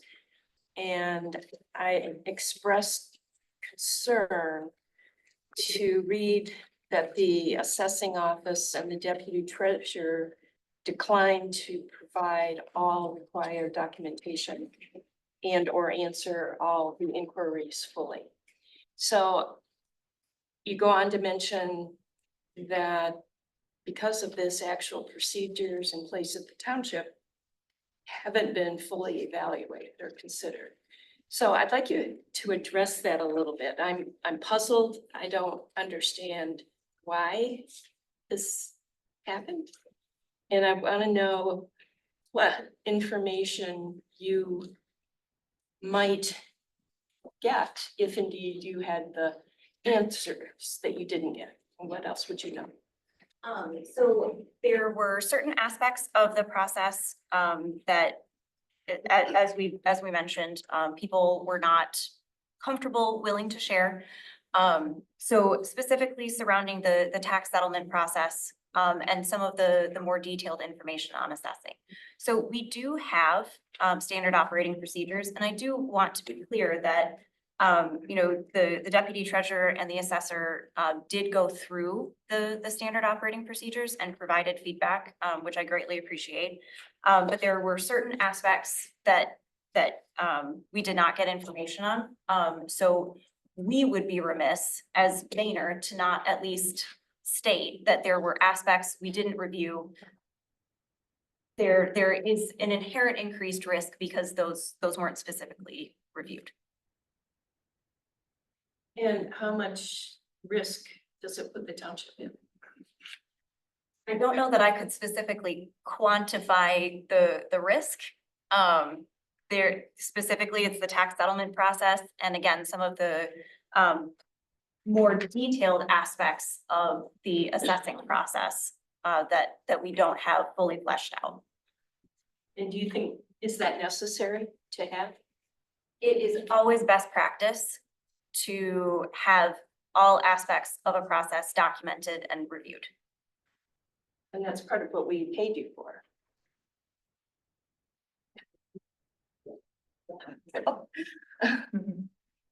The intended scope.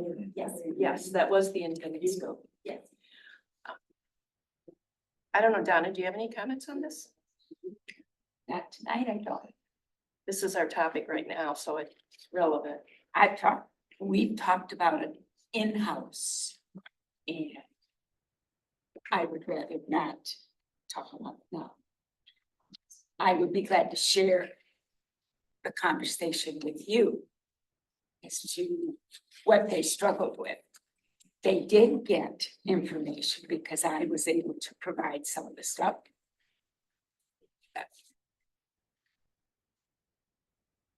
It would be best if we talked in private. We can talk privately, it's fine, but I'm just saying, you know, as board members, we do have a fiduciary responsibility to ask questions. And as I commented to Joyce, you know, the Ann Arbor School Board recently went through a situation where their board didn't ask a lot of questions about a $25 million deficit. And I just want to, like, this has been an issue in the township. Financial issues have been issues in the township, I should say. So I just have to ask, you know, I feel like it's my due diligence to ask the questions.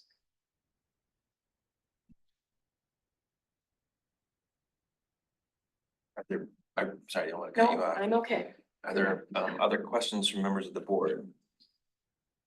Clerk Flintoff? Wait, unless Jillian, you Well, I want was, to go I was first, I trying wasn't to sure. gauge whether she was about to.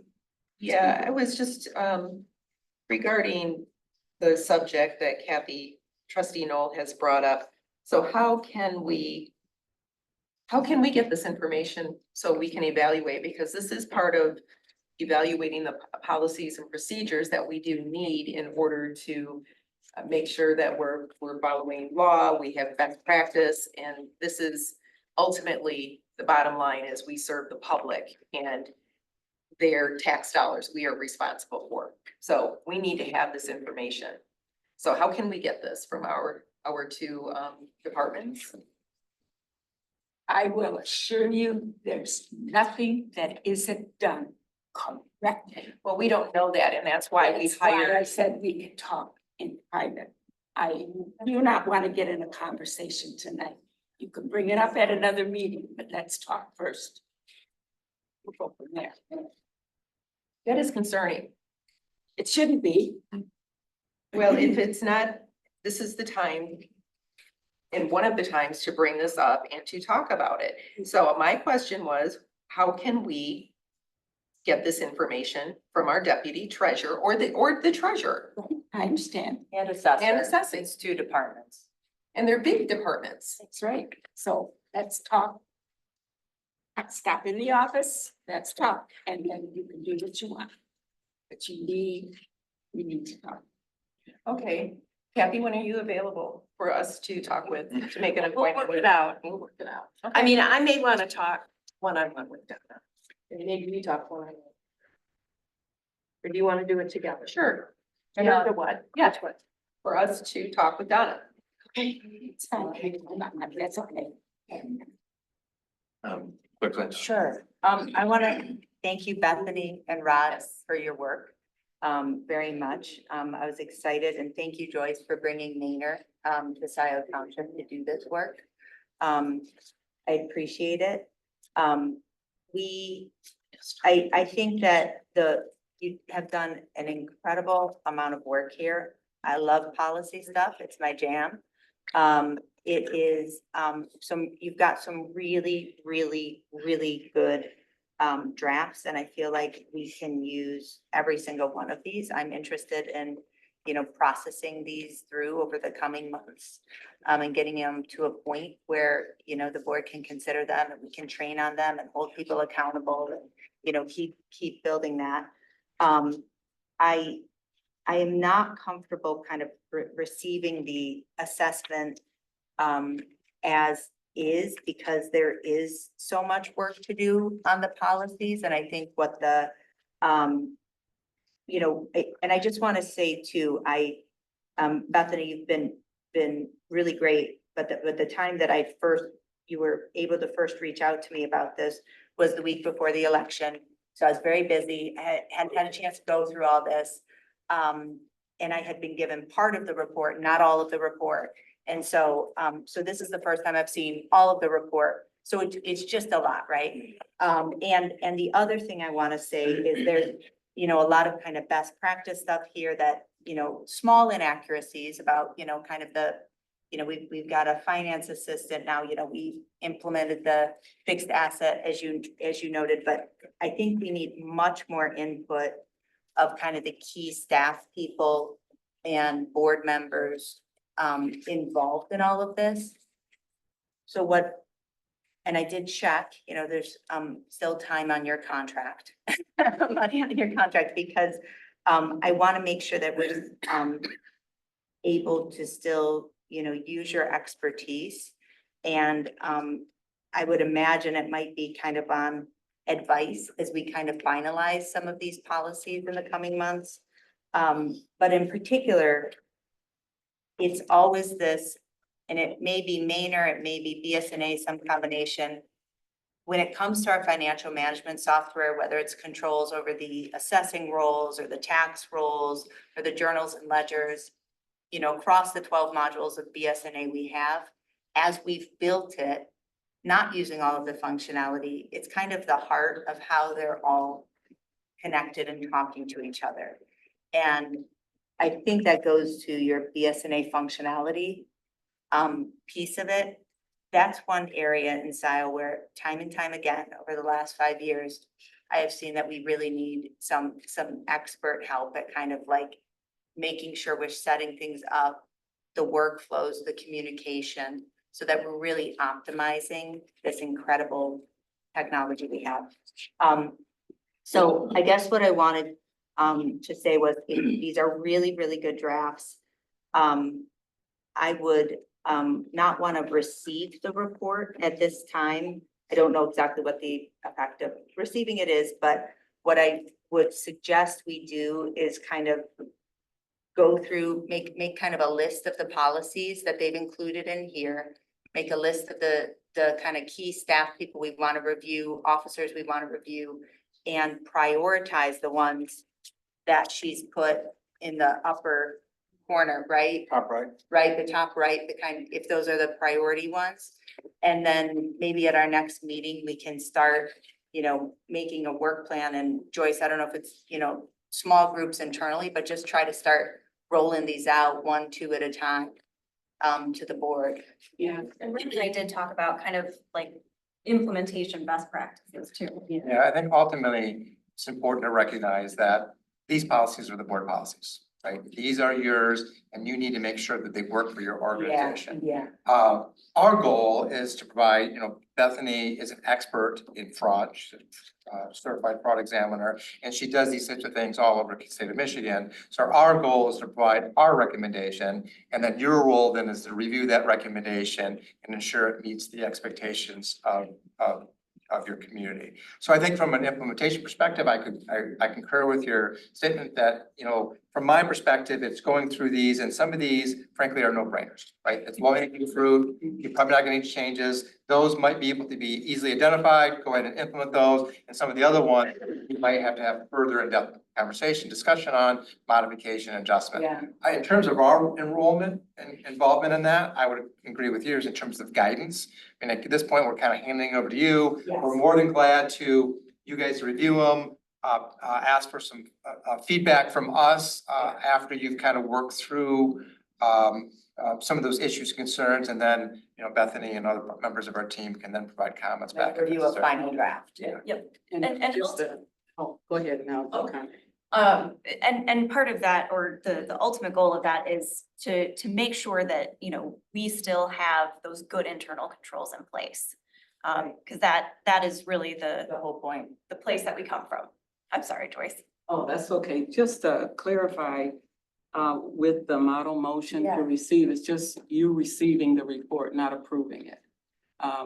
With the time that has been spent by Maynard and the staff to get it to this point in front of the Board of Trustees. So it's just to receive it, like I received something from you. The other part of the motion is, I think, is pretty consistent with what you're referring to as far as authorizing departments to develop an implementation plan and review and policy approval by the board. So it's not approval until you get through that process.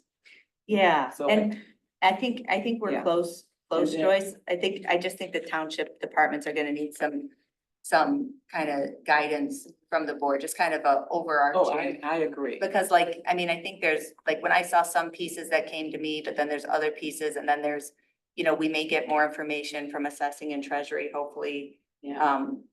And I think we're saying the same thing. Yeah. Yeah, the other thing too, in terms of any funding remaining under the contract, I'm not sure if Maynard has billed us for the entire amount Okay. based on the work that they've done, so I would need to go back and check on that. Okay, It yeah, may and be I did, additional I don't know funding. what your outstanding, you know, unbilled time is, for sure, and don't want to put you on the spot about it.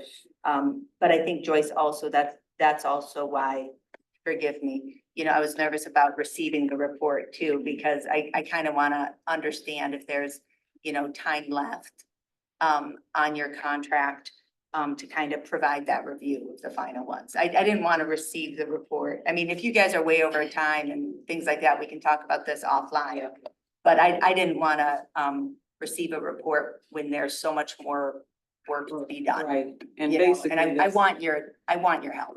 Yeah, and basically that's what's basically being requested, just to receive it, not to approve it, because it's not a final document. Receiving the report Just- doesn't necessarily mean that we're waving goodbye to Maynard Casteres. But why receive it at all? Yeah, it's just a draft. Yeah, A trap.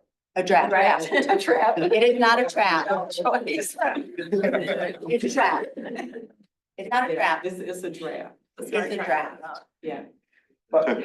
So could we put that into the motion, the model motion? So receiving a draft? A draft. Or take no action. So I have a, Well, yeah, I'm wondering, John, what your thoughts are. Are you done? so,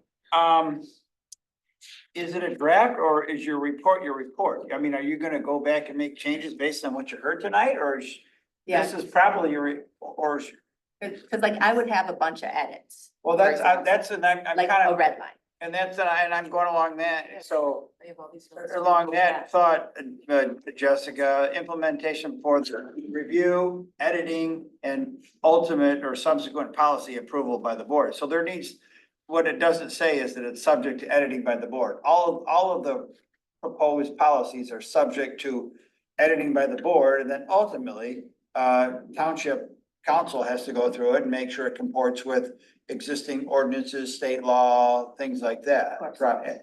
So what I would say is the recommendations themselves, so what corresponds to the matrices, those are the recommendations.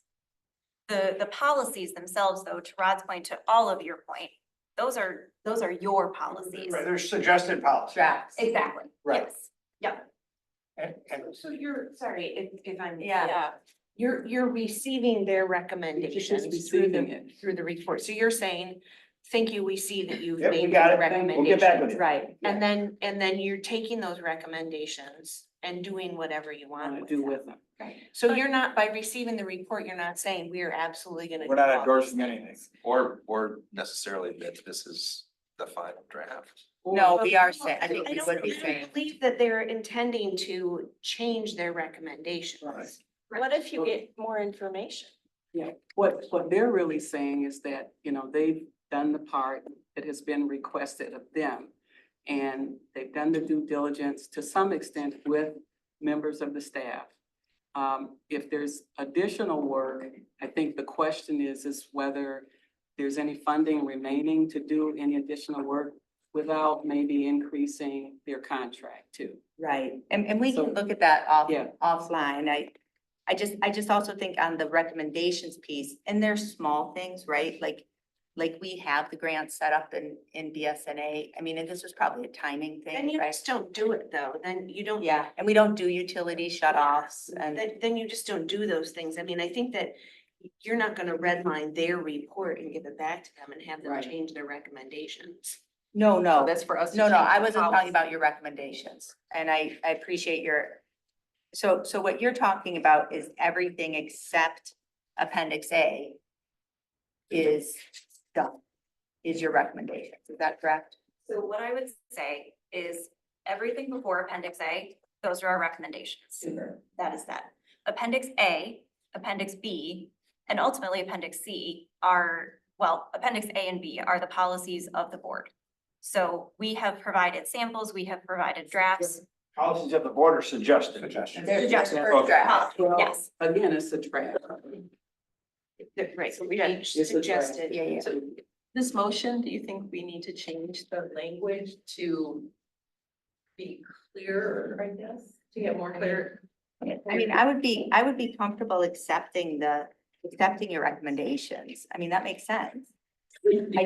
I just don't want to, accept these draft policies as are, right? Because it I don't takes a believe ton that of that's work. That's not the- This says you're receiving a report. You're just Okay. receiving a report. And then you're gonna take whatever pieces of it are Applicable to us. that you want to implement.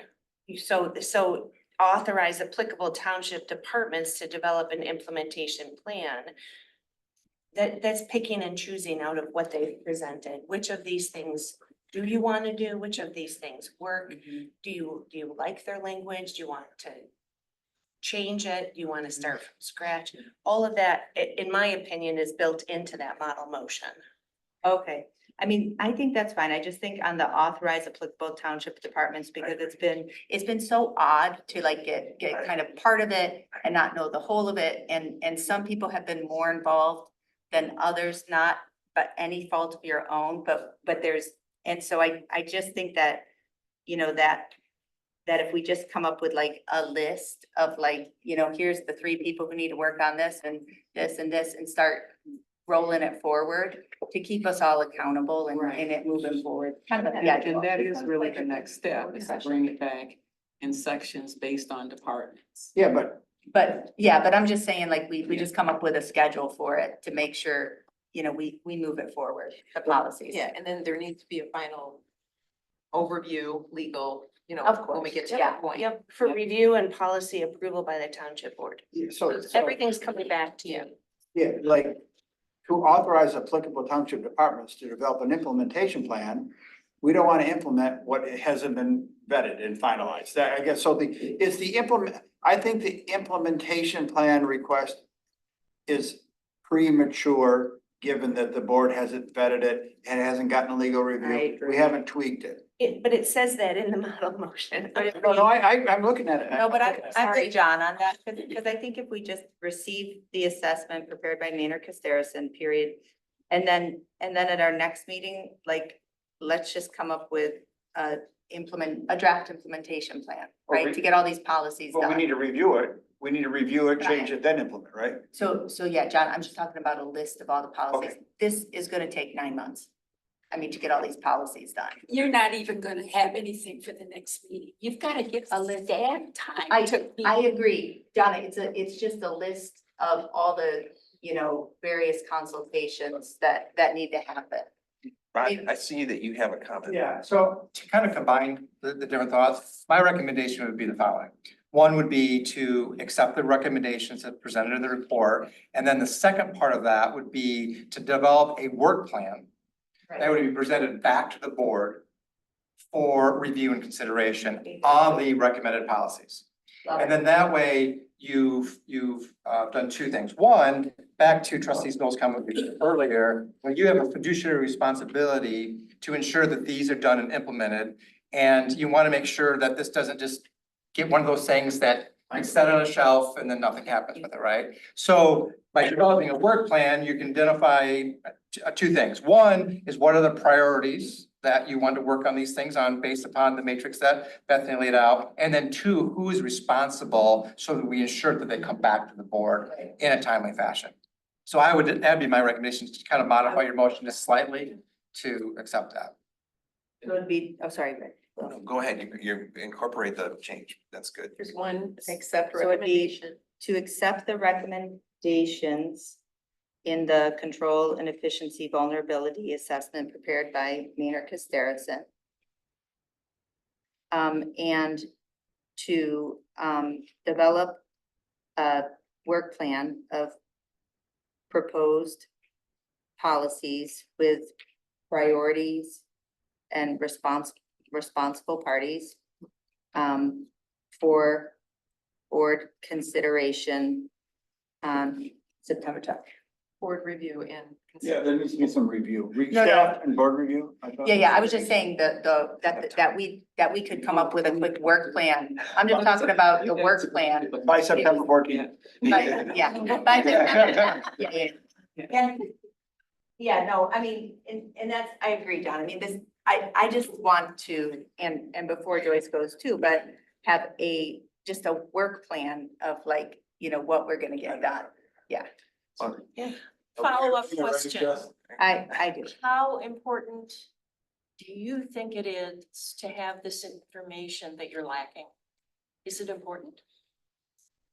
What I would say is that we included the language in the report because I want the board to know what the scope was. It's no different than in an audit report when you get a letter that says, here's all the things that we did, here's the things that we didn't do. That is essentially what this is functioning as. I don't believe, now, again, I want to be very clear that I haven't seen the information. I don't believe there would be substantial modifications to these recommendations. I would also state that Joyce and I have followed up with the related staff members, and they have been pretty clear. So I would not recommend holding up the process and holding up what I believe is good recommendations and great work for the board to do for any further information. And could I ask just one follow-up question? And if you've said all you can say, that's okay. On the assessing part, you said that you lacked more detailed aspects of the assessing process. Can you elaborate at all on the assessing process? Is it the assessing documentation, or some other part of it? Just the documentation that the assessor, to be clear, has prepared herself. Like operating procedures. Thank you. Can I just want to make sure I understand, and I think others have touched on this. So these matrices that you have, the efficiency and the control matrix. The items that are in that are identified by their letter or their number that are in the upper right corner are, in your view, the ones that upon which the township should place the greatest urgency.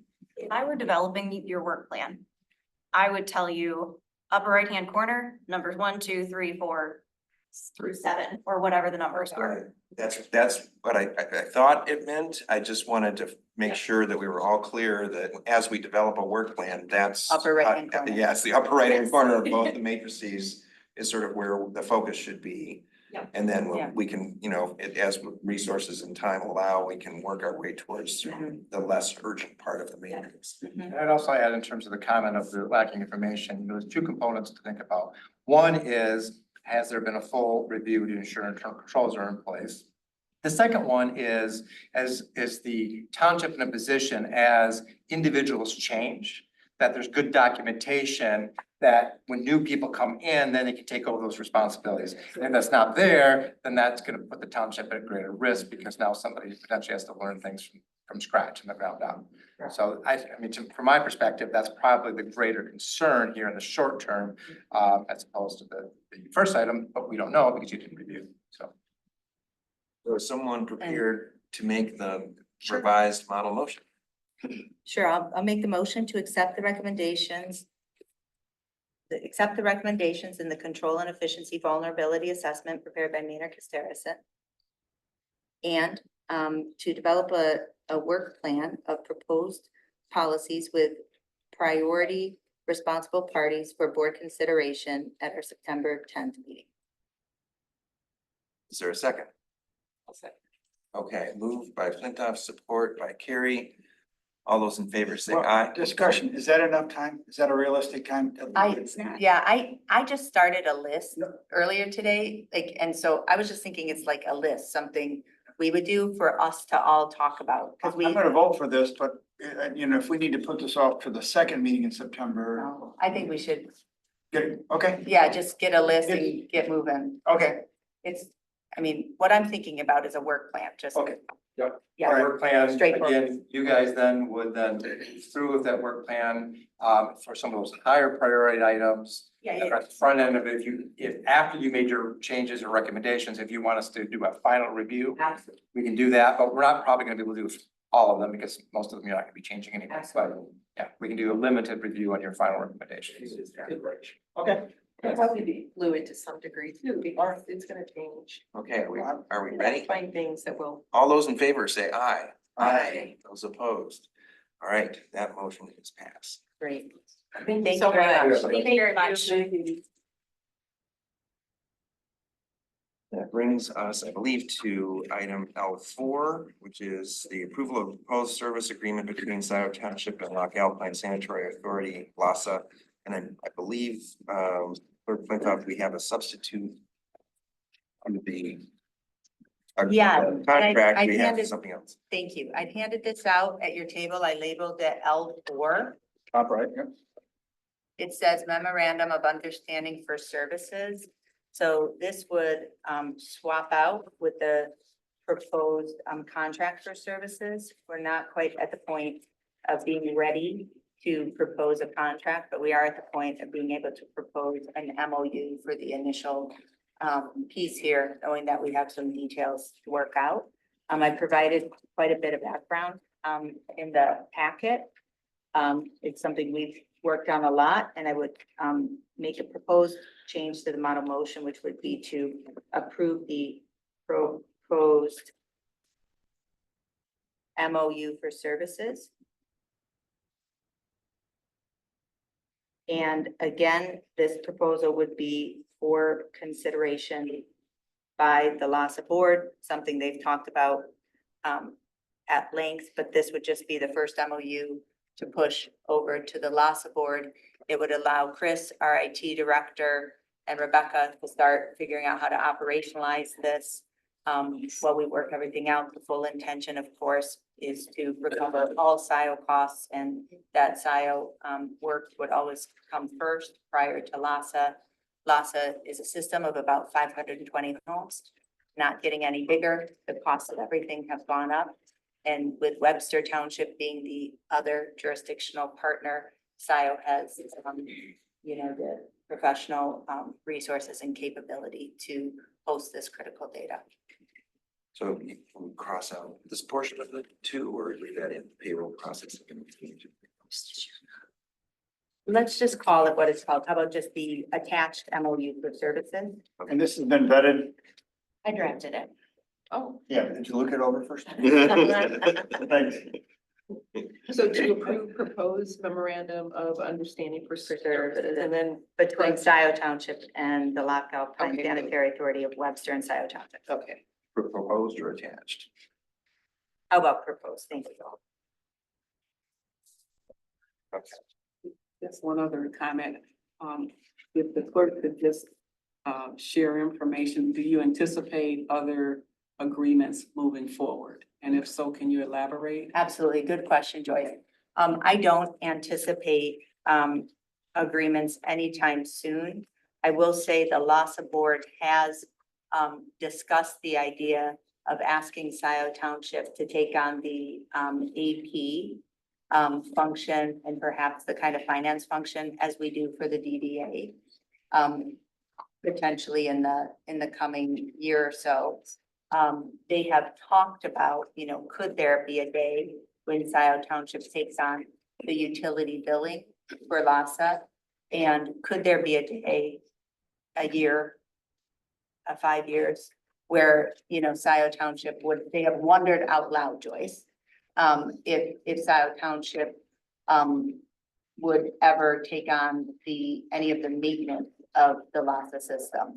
The LASA system is maintained by FNB, is the contractor, and has its own contract engineer as well. But again, that is just something that was floated by Supervisor Kingsley and even the FNB operator. And I think as they kind of recognize some of the limitations of having to rely on a contract operator for such a small system, we went out to bid for them. It was in 2019, Jack and I worked on that. And they're doing a fine job, but you know, they're expensive. And LASA doesn't have its own in-house person as they used to with, was it Dan Geyer? Is that his name? But he was an individual local guy. So So that's not before us tonight, but it might be coming down the pike. maybe, like, Is it might? Yeah. Okay. yeah. Okay. Yeah, and I guess the other thing too, is there an interest in kind of taking over the system and handling their operation? Well, That is Yeah. the idea that was floated yeah, as a potential future for LASA, you know, but obviously that there haven't been any serious conversations about that, Joyce. The taking over the system, you know, half of Scio Township residents, half Webster residents, it's an entirely standalone system. It's wholly unconnected. It works completely differently than ours, so it would be a huge consideration for both sides. So that is not before us tonight. What's before us tonight is securing the critical information and continuing the required payroll. Scio Township historically provided some informal IT services, you know, being it was a Scio Township laptop that was given to LASA where their mailing address. We've always been, it's the LASA of Scio Townships and Webster Townships. So I would say this is tonight, you know, I would say in the near future, I think we could anticipate considering, you know, if it makes sense for Scio to do the AP instead of having an outside contractor. That would be the thing I would imagine could come next, most likely, Joyce, since we get all the payments, everybody pays their bills here and all of that. It just is inefficient to be moving them offsite. Any further discussion? Do you know the history of LASA? Not enough. I know a lot of it. LASA was formed when that system, which had been in place forever, and I don't know how long forever was, but it's been a long time. They were in serious trouble. The state stepped in and said, you will. And then ultimately, because of the two townships, you know, being the LASA area, that's how the board was formed, you know, the supervisor, the clerk from each township, and I believe there's one or two representatives, maybe from LASA. Yep. But anyway, I think we have to be extremely careful. I relate this to us wanting to take over the city of Dexter. It's an entity unto itself. And I want to be sure, and I know our attorneys are, you know, I've written the agreement and know this stuff. I just want to be sure we're not getting into something that's going to be a mess down the road because of a lot of things. And I'm concerned. It's one of the reasons that we went to an MOU now, so that we have more time to. Now, what do you mean by an MOU? Quit using these acronyms. Memorandum of understanding for service. The memorandum of understanding, just a written agreement. It's a step back from having the contract that was originally attached to this agenda. Okay, item. Yeah. Okay. And I will say that, you know, Donna, and I did, you know, have the opportunity I've been on LASA now for 5 years, so I do know a lot of the history here and, you know, it was 1957 when Scio Township and Webster Townships were both required to start operating what was this private system, like Health and Shubo, who started developing the pipes in the 20s in this private community. And suddenly they said, hey, you know, you can't operate a private water system on a hill above the Huron River without involving the two townships who are responsible for the public health. County was involved, all of that. And it was for decades, actually, from 1957 forward, that the LASA board was both township boards met in full. And we could maybe go back to that. I do think it would be helpful to have more board. No, I'm quite serious. Yeah. I'm quite serious. See, Joyce is the only one not laughing. Not me. Because Joint system. it's a joint system, exactly. And in fact, you know, the Scio Township clerk used to do the utility billing for all of it. That's why, you know, we have an office. I mean, this is not the city of Dexter. This is not a separate entity. This is an entity that if something goes south with LASA, it is on Webster and Scio Townships. That is why Actually, not. if it goes south, it's on Scio Township. Yeah, most of. And that is why it was not so long ago, it's in 2021, 2022, the whole Varnum settlement. Remember when this board had to approve the legal settlement of LASA? We're on the hook for LASA. So, you know, we've gotten some good recommendations from the LASA auditor, from the LASA accountant to start making some efficiencies if we can. And I agree with you, we don't want to take it, but there's always been periods of time when Scio Township officers or staff directly carried out either the utility billing or other administrative functions. Spalding himself, Spalding Clark, you know, was very involved in the operating committee. And that operating committee, as much or even more than our Parks Committee, is an active operating committee going out, finding the lines. So I think it's in all of our interests to get our arms around LASA and make sure we're understanding it. We currently have Jillian and I serving on it, along with Patrick McLaughlin as a designee, who's done a fine job. But I will be recommending in the future that a third trustee, a third board member participate in LASA, because that's what Webster's always done. Scio, we started kind of stepping away for whatever reason, but I do think it's good to have, you know, as much township involvement as possible with the homeowners rep who's still on it. We have, and Scio has the majority of residents in Lhasa. Right, Okay, Yeah, now, like 2/3. yeah, one other thing. This is, I'm getting the feeling it's coming to pass. I see the pros. But I don't live in Lhasa. I do not want to pay taxes to run Lhasa, so No, there's would- no please keep that in mind. If Right. you're gonna have our people ultimately, It would be So cost it's allocated that Lhasa would pay for. just make sure. right. Yeah, absolutely. So Sure. we've run a couple different formulas. We're gonna look at it again. Every one of them more than covers our costs. And we will make sure we fully recover the costs. It is, you know, that's never been a concern or I don't anticipate any misunderstanding from LASA about that. I'm talking Lhasa. It's just payroll and IT right A whole now. bunch of citizens Yeah. that are gonna say, what are we doing now? Yeah, Make well, sure it what we're is doing is there. cost recovery, just as we do when No, somebody I rents better the support fire, when Lithia rents our hydrant meter rental and they pay a fee for service. It is a fee for service. We do this as a government all the time. So I would move then to approve the proposed memorandum of understanding for services between Scio Township and the Lock Alpine Sanitary Authority of Webster and Scio Townships for consideration by the Lock Alpine Sanitary Authority Board. Is there a second? Okay, so moved by Ryder, support by Noel. I don't think we need to do a roll call, but maybe you should. Sure call. Okay, let's do a roll call vote on this. Palmer, No. Flintoff, yes. Carrie, Yes. Noel, Yes. Riser, Yes. Hathaway, Yes. motion passes 5-1.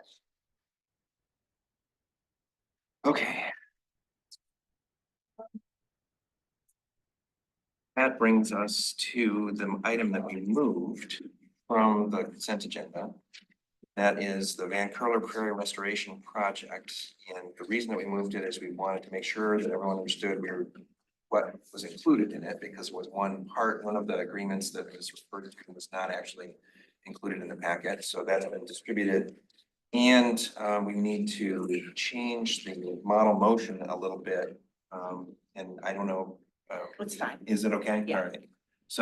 what I would propose is that we change the model motion to approve Bria Sheffer's March twenty twenty-four proposal to implement and oversee the Van Curler Preserve Prairie Restoration Project, comma, including Bria's contract at not to exceed $3,000, comma, David Borneman's contract at $2,975, comma, and Michigan Wildflower Farms contract at not to exceed $13,000, comma, and authorize expenditure for total project costs not to exceed $20,000 from Parks Land Improvements Fund 208-751-974.000.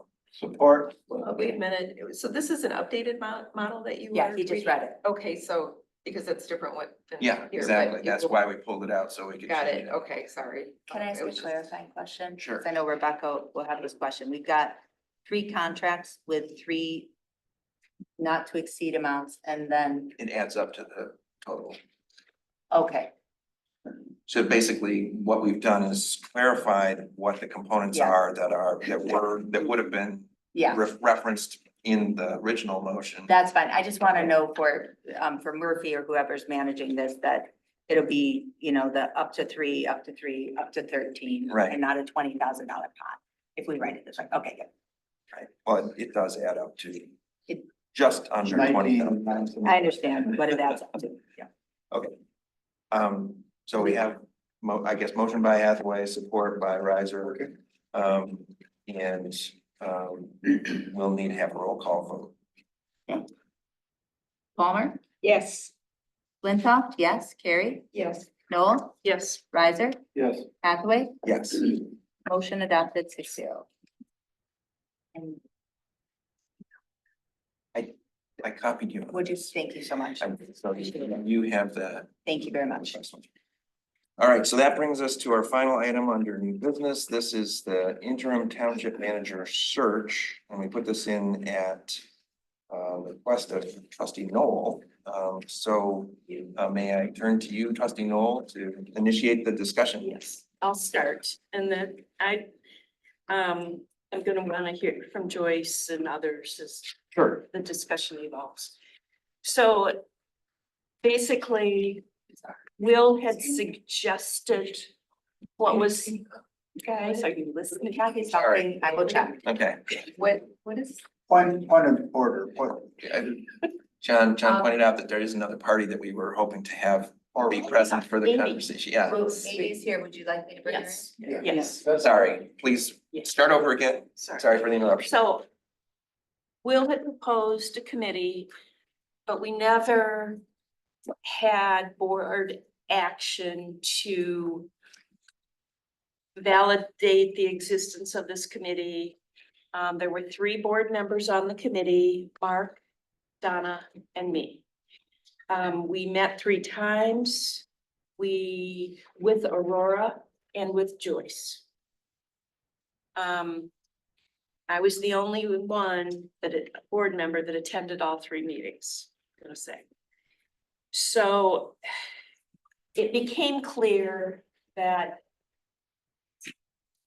the way the committee had been unofficially chosen was an issue, and that we needed to integrate and restart this, have discussion and deliberation at the board table so we could all be in agreement on the process.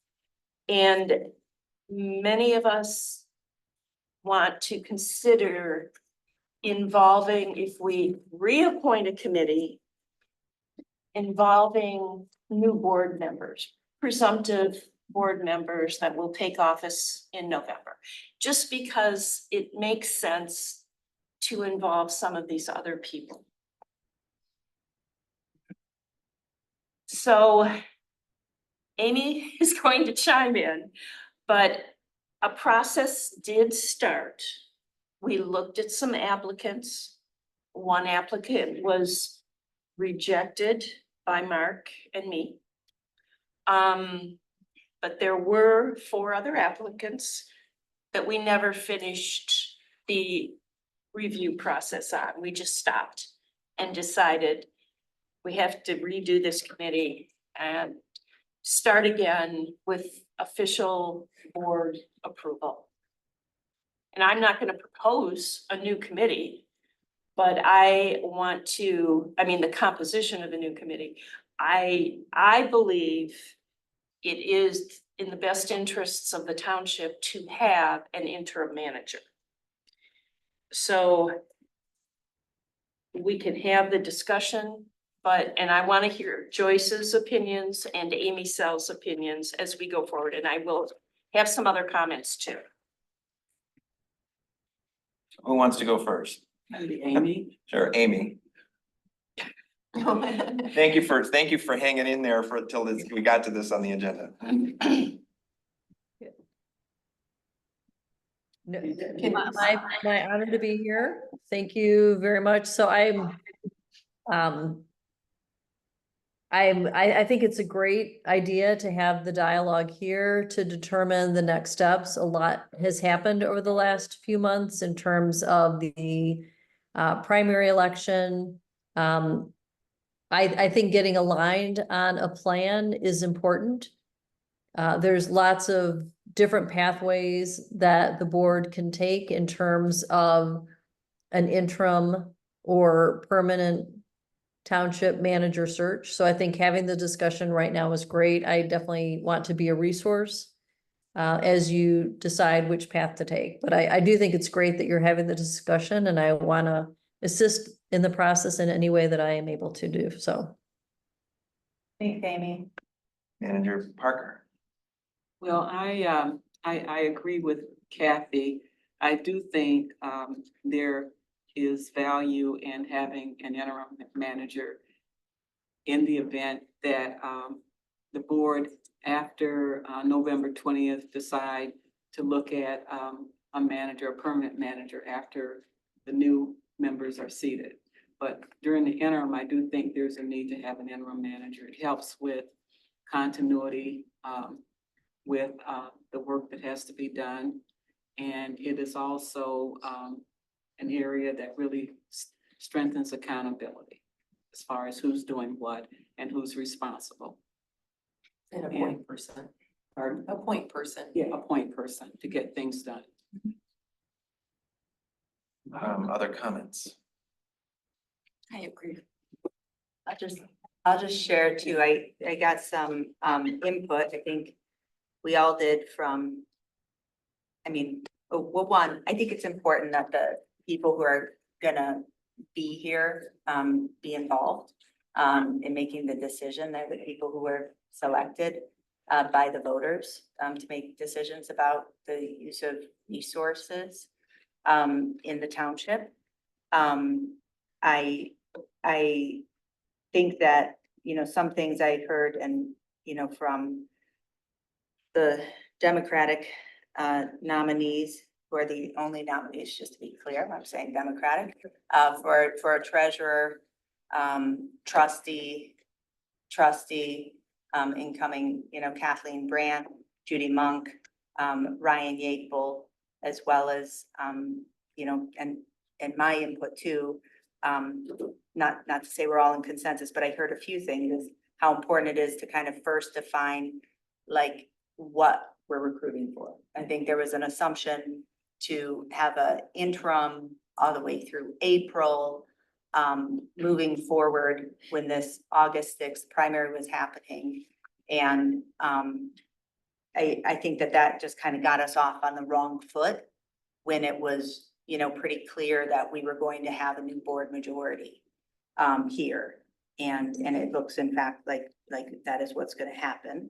I think we need to first know kind of what we're recruiting for. If we're recruiting for an interim, that's one effort. If we're recruiting for a permanent, that's another effort, right? It's a different type of qualifications, salary range, all of that, how we're going to look at it. So before we spend more of Amy or Aurora's time, I would want us to kind of determine what direction to go in there. But I also heard some, and, I want to also, honor, some of the opinion that, I think it's good to have, a point person. I also am hesitant to spend a lot of energy on, and time and money on hiring an interim. It's not that there's not value in it, because I do think there is choice. But there have been so many changing faces in the manager seat. By the time that's up to speed, it's going to be November 20th, is my concern about bringing in an outsider. Or spending a lot of time or money, searching for an interim. So just more food for them. I guess I do have a question for Amy. Are the 4 applicants that were still in the running possibility at this time? I spoke with them after getting the feedback that and trying to convey to the applicants the feedback that I was getting. I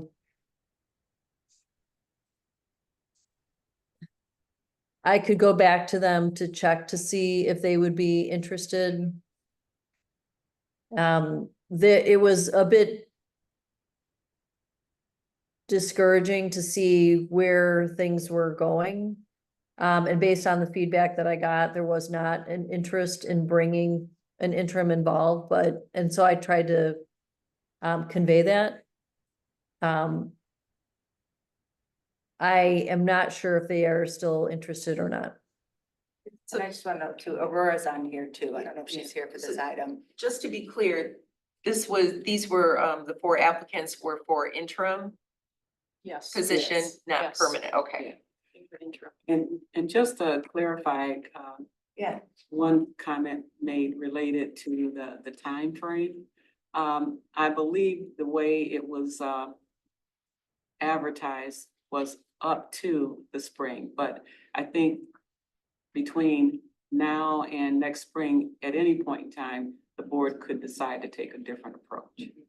So I just wanted to clarify that. Okay, so it wasn't. It wasn't like next Yeah, April or I know, anything 'cause like that. It's just like no guarantee. And, Yeah, there was no guarantee. okay, and I'd also be curious, kind of like the input of our department heads, into this. I don't know, I know Aurora's on here, and not to put her on the spot, but I don't know if, they've been engaged, informally talked to people, but I don't know if we've queried them. I think we should kind of get some input about what direction in terms of, how they feel about November 20th being around the corner, and if interim or permanent or what.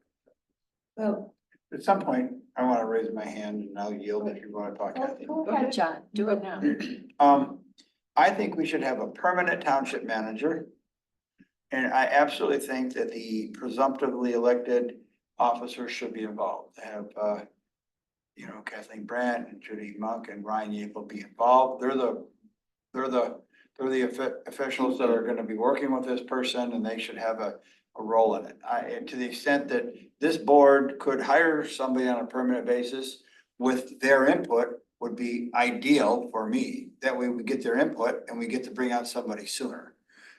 Having said that, I also appreciate that hiring someone permanent could take a while, and there needs to be somebody at the helm, thanks to the person on my right leaving in a week or two.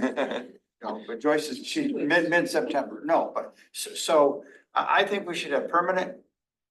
But, I don't know how long that's gonna take. And if we do have an interim, how do we pick her or him? Do we have them go to Amy Cell? Do we put something out? Do we solicit? Well, What's that's why the- Amy's here. Yeah, Right. so. And Aurora's here too. Yeah, and so I'd be in favor of a resolution that says that this board is interested in a permanent township manager, that this board is interested in having the soon to be elected officers being input, and or if we could just reach that consensus. So would you be in agreement with this board forming a committee Yeah, consisting of current board of course. members and yeah, the future. yeah. something A for- committee Well, with what charge? Well, I'm in agreement with John on this, that we need an interim and we need a permanent manager. So they're two separate subjects Yeah. to some degree. I don't know that we need an interim if we can get a permanent, but I don't think we can get a We're permanent. gonna get in 2 weeks. No, Joyce I is- agree. No. What day, I'm sorry, Joyce, what day, or did you say? September 15th. Yeah. 15th, okay, so, yeah, I agree with the having a committee with the candidate or board-elect that because they will be working for the next 4 years with this person, and hopefully we can nail down somebody that will stay with us for 4 years. But then also people that are on the board that were reelected. You know, it doesn't have to be all 4 of us, I agree. but it could be 2 or 3 or whatever. But in the meantime, right before I left the house, there's an email that came from Christy. And Christy is our operations manager or office manager, I'm sorry. Lots of titles. And, you know, she's been excellent. And she has been working with Joyce for this past year. She knows the ins and outs. I think that she, as an interim, because we have 2 different subjects here, but as an acting or interim manager until we get to that point. Employees feel comfortable with her. Department heads do. I know I've enjoyed working with Christy. She's the person that I ask for details because she knows history and she loves to learn. She's in the process of getting her degree that, I don't know what the degree, I can't remember, it's business management. I don't know. Anyways, but this is something, you know, Christy could be the holdover until November 20th. And in the meantime, while this is going on, we have this board or the committee to elect our permanent, not elect, but go through the process with Amy. Yeah, and Okay, I I'm would say tired. Amy and Aurora, and Amy just Oh, because yeah, absolutely, I'm send- sorry. You know, we have hired Aurora and she's, you know, brings a lot to the organization. I think, you know, Aurora and Amy working together, but I mean, Aurora, I want to acknowledge, has done a great job of recruiting people, Aurora and Joyce over the last year. We've brought on a lot of good people, so. And so just so people are aware, there might be others currently employed by Scio Township who might be interested in a temporary position. And there might be others in the community who have the skill set, who might be interested in it. We have 2 weeks. But Let's get on it. in what position? You're talking about I'm an talking acting acting. interim? I'm talking acting or interim. Yes. I mean, I don't know that we can make a decision tonight. I don't think we should.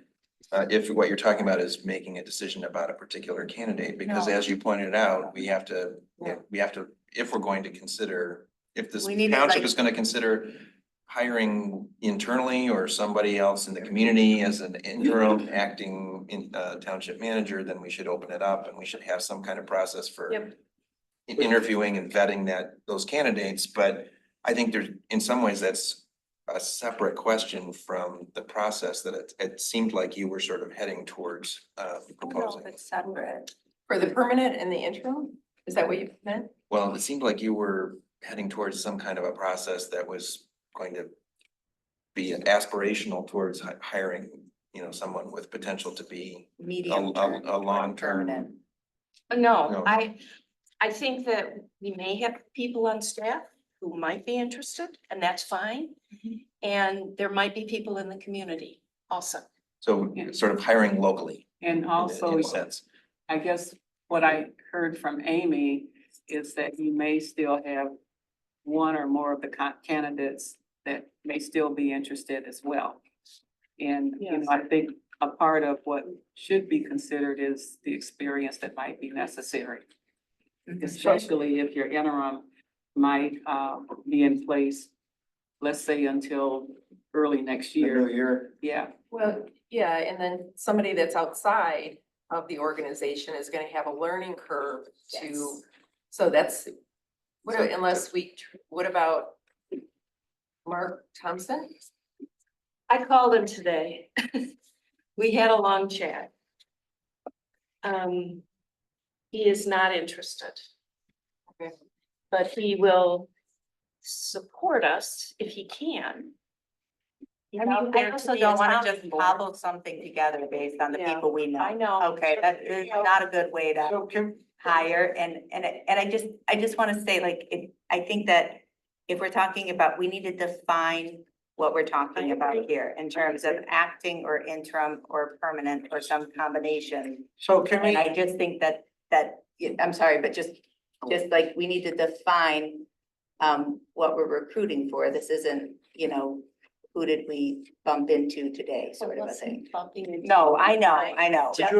would you agree that we might be having to recruit for two positions, a permanent township manager, and then with a committee, of, we'll call that the joint committee of to be elected and currently elected?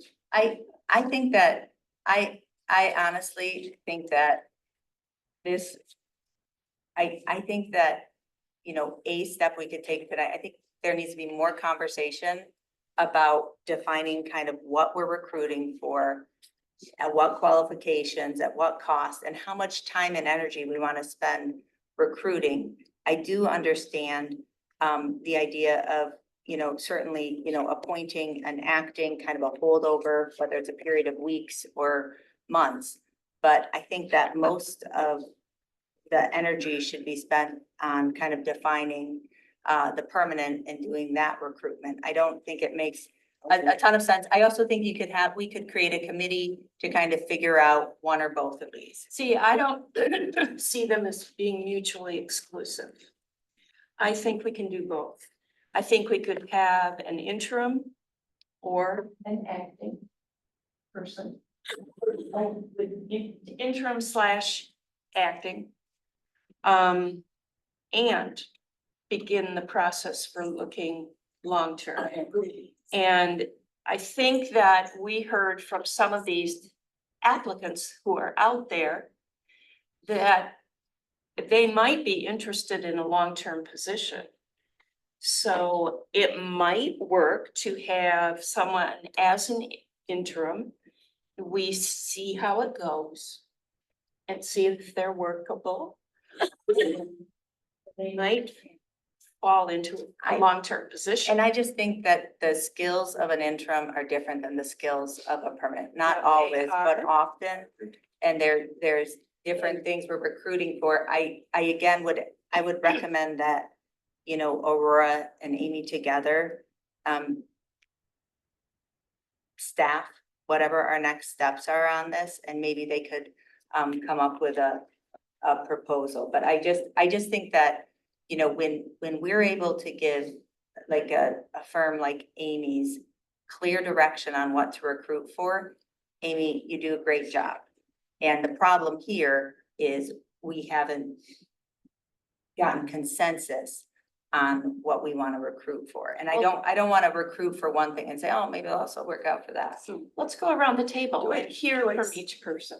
I want to hear where others are.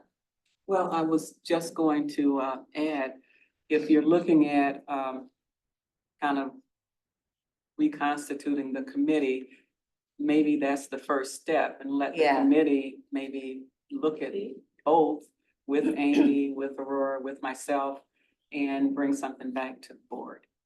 I think maybe even a proposed kind of charge and process. Yeah.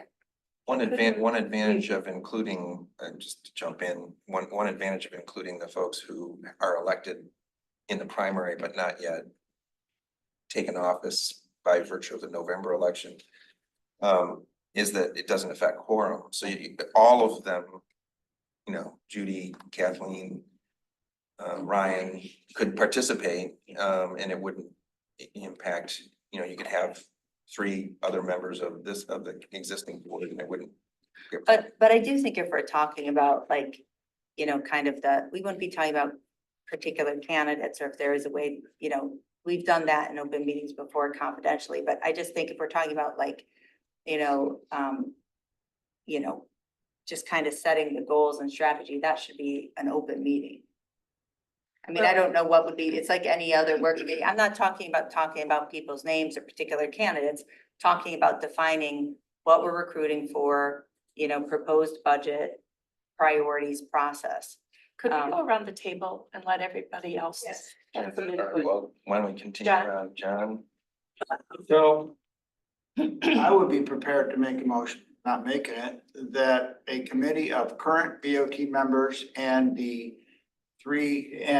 up to 3 of the presumptively elected, they might not all be interested, officials work with the HR Director Northrup and Amy Sell to recruit and vet candidates for the permanent township manager, and, to bring back to the board for our further consideration. What about the interim?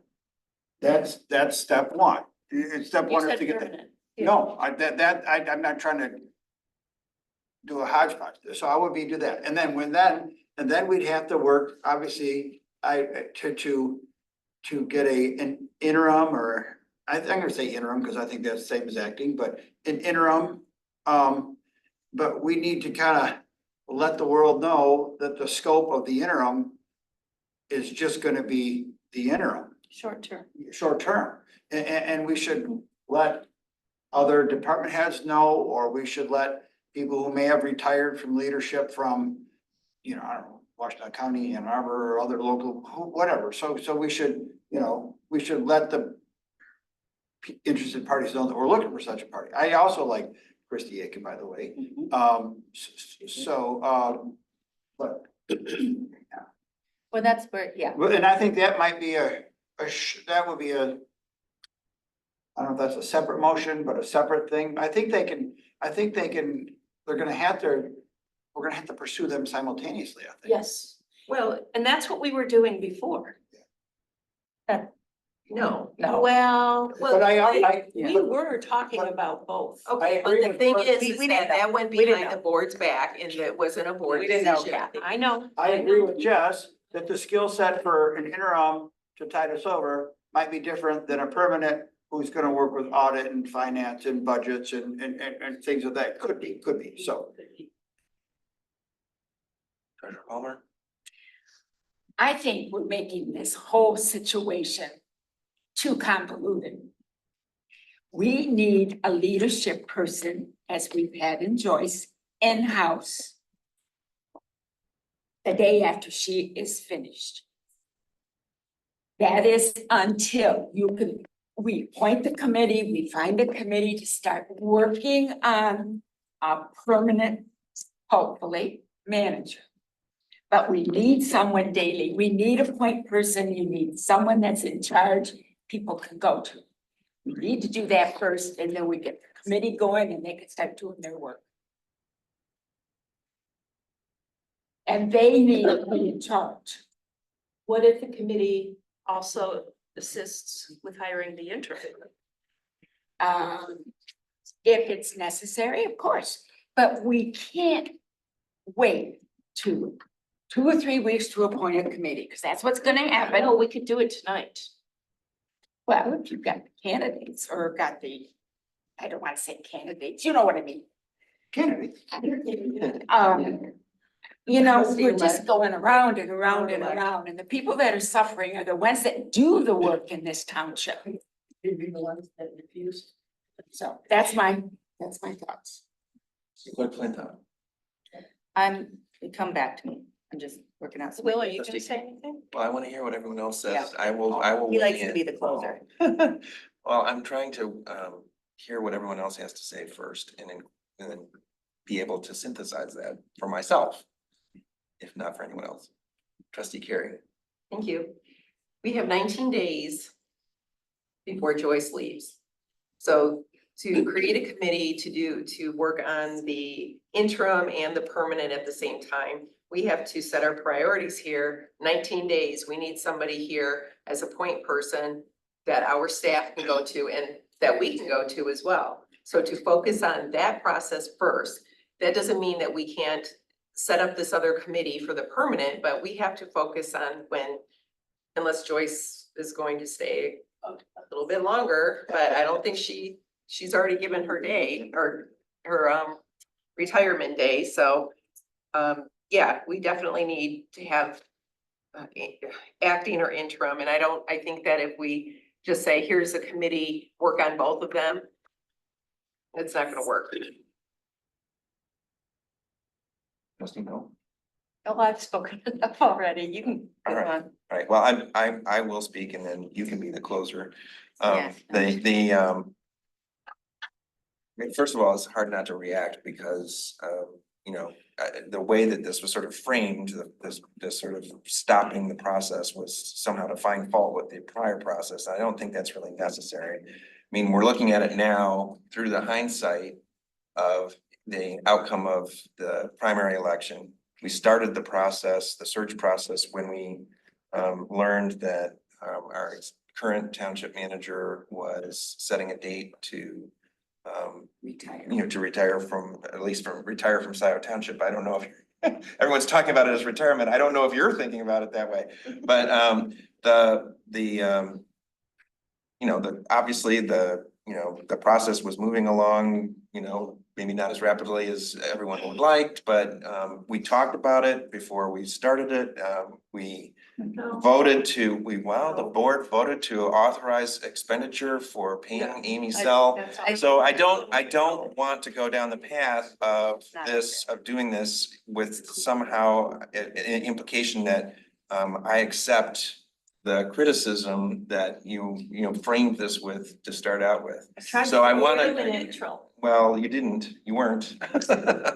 You found fault with it, and I don't think that was necessary. I think people have changed their view about, you know, what to do, but essentially what we're talking about right tonight is restarting a process that was already underway. Now, could we have tweaked that one and made it different, better somehow, possibly? But we lost candidates that we had recruited in the process, and I think we should, well, okay, fine, but we should acknowledge that basically we've derailed a process that was underway to try and meet an immediate need that we all understood was coming at us on September 15th. And that the process was flawed. You know that. It never came in front of the board. Oh, that's not true. It It is- came it in is. front of the board. I brought it, no, Well, no, I guess it's not possible not to talk about. well, and no, but not react I to that brought it criticism, to the but board to do the budget amendment to make sure we could pay Amy for the agreement that had been signed. yes, Okay. I Jeff, what's your understand. take? I want Will to finish. He's not He here. did. Yeah, I just got him off. yeah, No, I don't think it was done, honestly. No, I'm serious. go for it. No, go ahead. We're like the chipmunks. All right, no, please. Okay. Well, I was just trying to think about like what step we could take tonight. I think, you know, and I haven't gotten very far, but you know, it is about a draft motion to, you know, create a committee. But again, it's the charge. What is the charge of this committee? Is what I keep coming back to. To work with HR and Amy Sell to recruit and bring back candidates to the board for our consideration. Or what? Candidates For the for what? For the permanent manager. For a permanent township Yeah. manager. We can have separate motions, but I think we need to get that process and let's get that one going, and then we can talk about the interim. I mean, I think the interim, yeah, Well, so. I mean. Okay, I mean, for all of our other recruitment processes. Like, we don't, you know, have a whole committee. And this and that, and I understand that this is a different position, like with our manager, fire chief. But for, you know, all the other processes, we have a process. You know, to do recruiting and this and that, this is, I don't know, I'm not saying it's No, the I'm wrong way trying to to go, I'm involve- just trying I'm to, trying to get a broader input of views and perspectives, including. yeah, and I agree, and Reelected. I think part of it's also just, you know, having it kind of a normal job description posted on our website through the normal channels too. But again, I think I do understand the value of having a formal committee, Kathy. But I'm just trying to think about the charge here. I hear John about the permanent, which makes sense. But you're also saying that there would be a value in also this committee recruiting for potentially for an interim. Well, the interim, So is your, I'm sorry, I'm so would sorry. you both? Is Well, with the charge? But that's what we did. Okay. That's what I thought we were doing before. Which Oh, I the didn't know board didn't that. know about. Yeah, and I didn't know Anyways, you were at all the talking about a permanent. This board So, will be another working problem. with the interim as well. I mean, we'll be working with the interim. The permanent will be with the new board. Right. Because we're not gonna, there's, right, I mean, 3 months.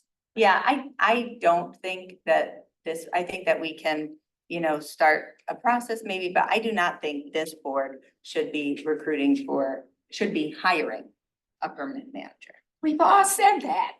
But Why do you keep going over the same even if thing? we have, It's even just to if we get have the the process input, going. even if we have the input of the three that are gonna be here and joining us on November 20th.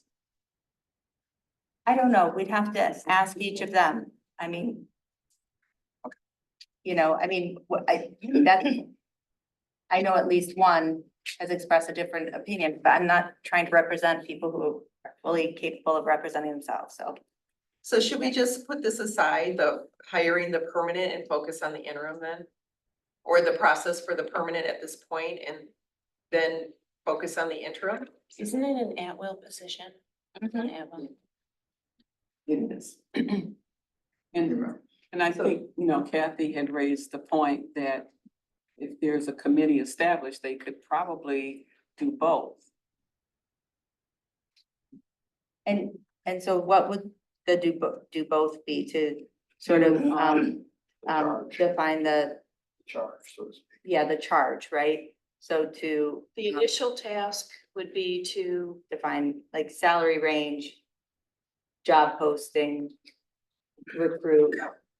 I was gonna That- say, define, to recruit for an interim manager and subsequently recruit for a permanent manager.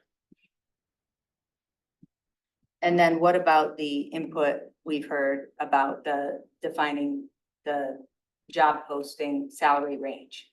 Because sometimes what we've done is when we go forth recruiting, you know, without kind of a range of what we're That's expecting, reasonable. and then we start negotiating, individually negotiating contracts, and I think it doesn't always, Well, that's why we're gonna have, hopefully, Amy? Amy Yeah, if you have any thoughts. and Aurora, but Amy, do you have any thoughts on what Jessica's saying?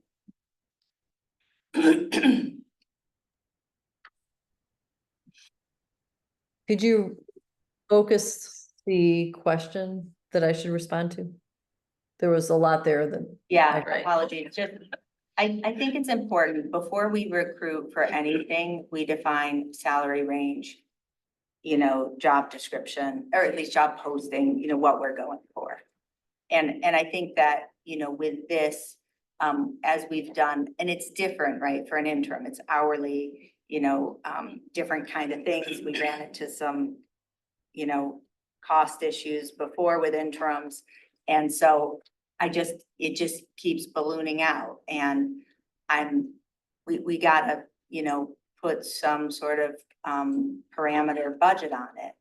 And I also don't like the idea of kind of recruiting for interim, maybe they'll work out. I mean, that's not really recruiting from a position of strength. So just really kind of defining what we're going for, as we do with every other position in the township.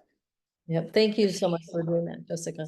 So when it comes to a permanent position, I recommend as a best practice that there is significant discussion around the criteria in terms of leadership skills, communication skills, experiences, an understanding of the short and long-term challenges for the township so that you can find someone with those skills.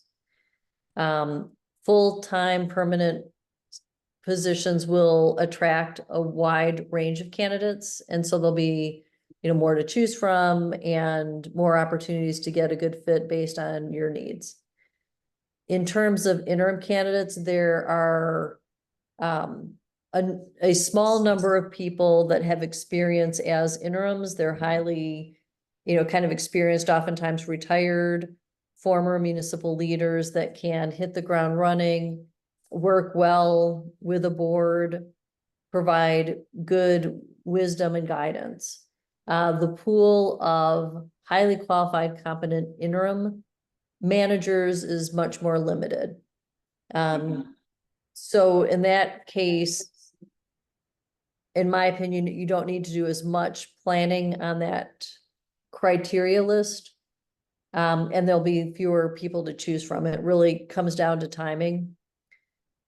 But I do agree though, that really being comfortable with the job description, the salary range for the permanent one is a good investment of time. Thank you. So I would suggest, John, I know you floated the idea for a motion earlier. I would suggest focusing this group, focusing on the interim question and deferring the long-term hire to after November 20th, when you have the new board seated and ready to act. That way. Based on the nods I'm getting, I would agree. And I don't know, I'm just saying it's not tonight. For sure. I mean, just not tonight. I don't know if it's until No. November 20th, but. I'm just trying to move the process along, and if the process is simultaneously, but obviously, then we need to announce that we want an interim, and people who are interested in the interim, whether they're internal candidates or external candidates, can apply for that, and it'd be sure nice to have something on September 10th or shortly thereafter. If we have to have a special meeting, we have to have a special meeting. So, do we need board action to move that a committee be formed to work with Aurora and Amy, last names insert here, on the, recruitment? Just have an ad hoc committee. Recruit an interim township manager as We do. quickly as possible? Yes. And giddy up 19 days. Well, I mean, yeah, interim, and what is the kind of working definition between interim and acting? We use those interchangeably, but there's a kind of a difference. Just pick one and you stay with it. What's It's not that much.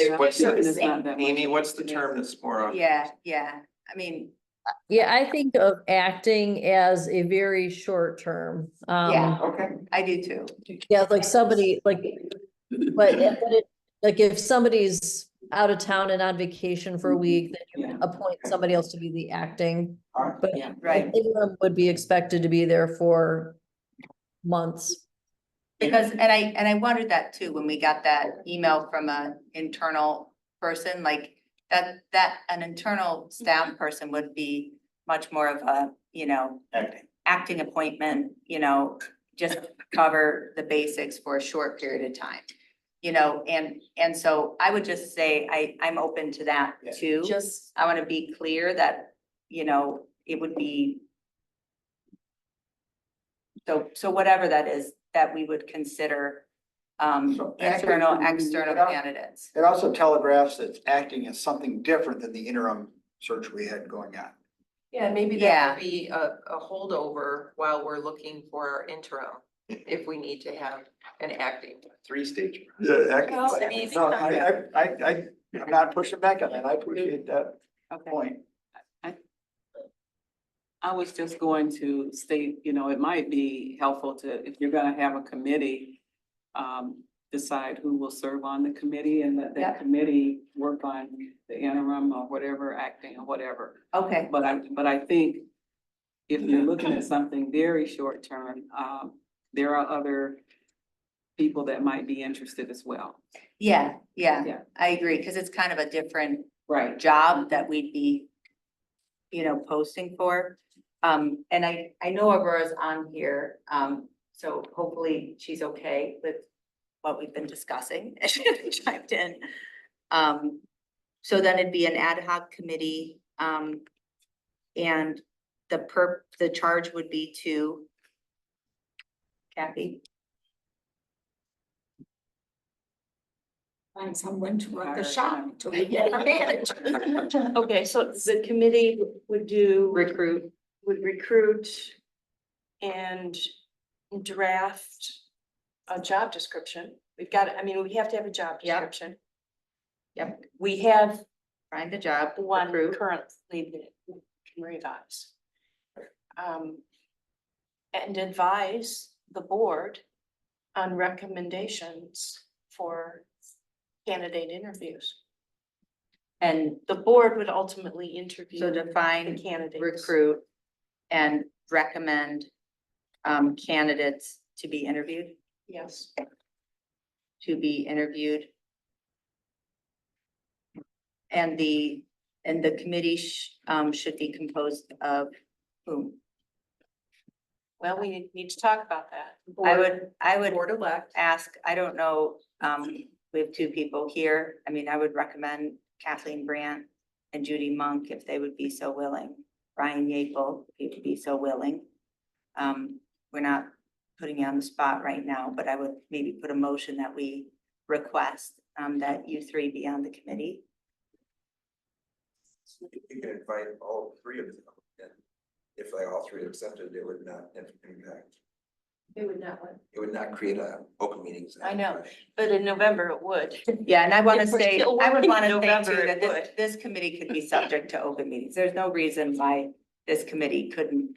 I mean, this committee should be open if it's just talking about, recruitment strategy, things like that.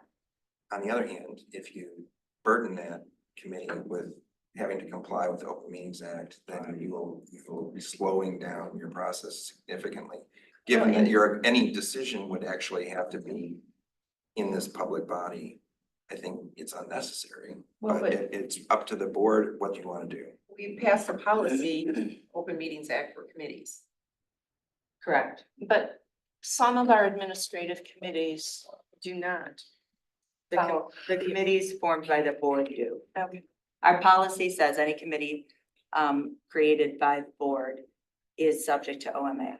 But can you recruit personnel in an open meeting? This isn't, it's a recruiting process. And I'll tell you, we've done this before with a prior manager search after Bryce, where the whole thing was open. And Amy, I'm not suggesting this, but it just went number by number. The whole thing was just without names. But my sense is this committee is just gonna come up quickly, probably have one meeting, 2 meetings, come up with a job posting, recruitment, and then start recruiting and bring back candidates to the board. So I don't think there's a lot of discussion of individual candidates. I wouldn't imagine. Now, if the person being interviewed wants Like to Aurora would do be that first cut, or Amy would. in the Open Meetings Act, but is it the person, if they choose to, they can request a closed session? I think so. I'd have to look at For, it. There's something along those For lines. hiring because of, There's Amy's something. got else. her hand up, if that matters. Amy's got her hand up. okay, Amy. You can review the contents of an application in closed session. Say that again? You can review the contents of an application in closed session. Okay, So if someone requests confidentiality, then reviewing their application in closed session is an exception to the Open Meetings Act.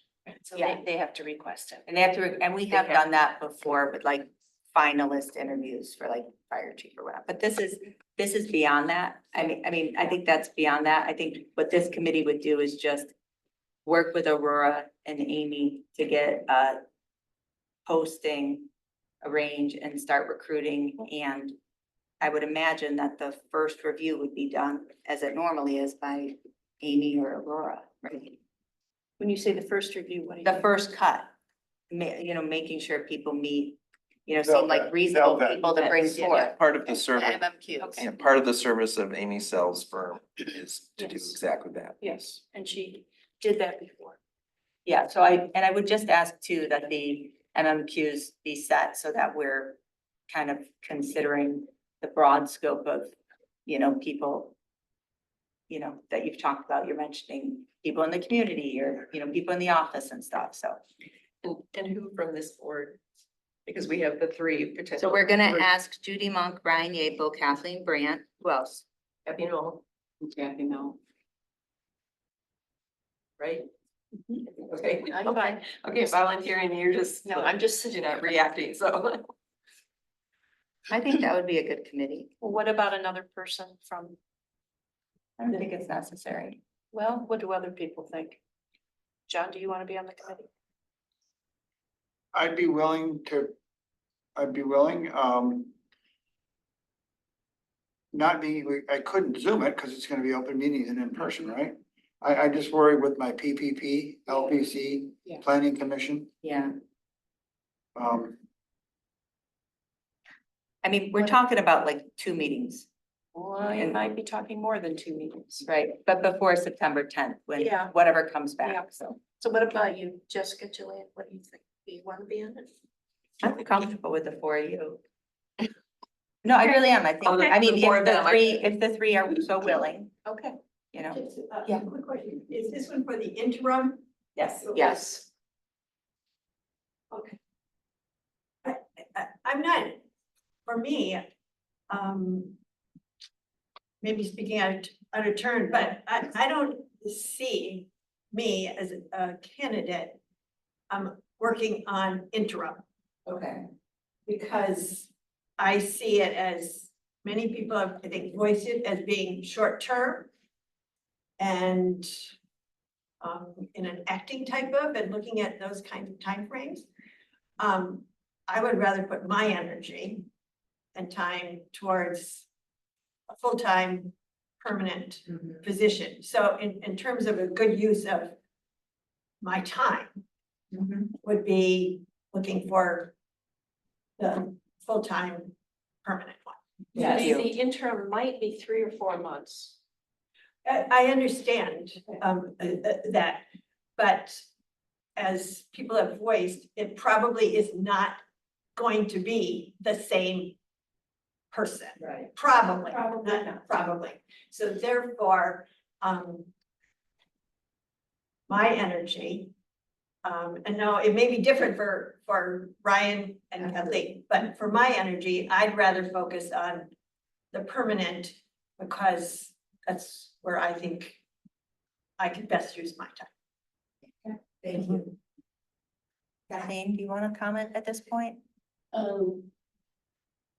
No, I don't think I would have commented on that. Okay. Do you want to be on the committee?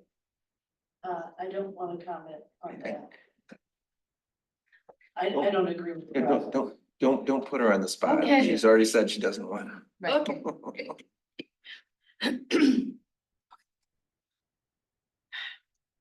Well, it doesn't look like our committee's working out very. Well, it is a little unstable to,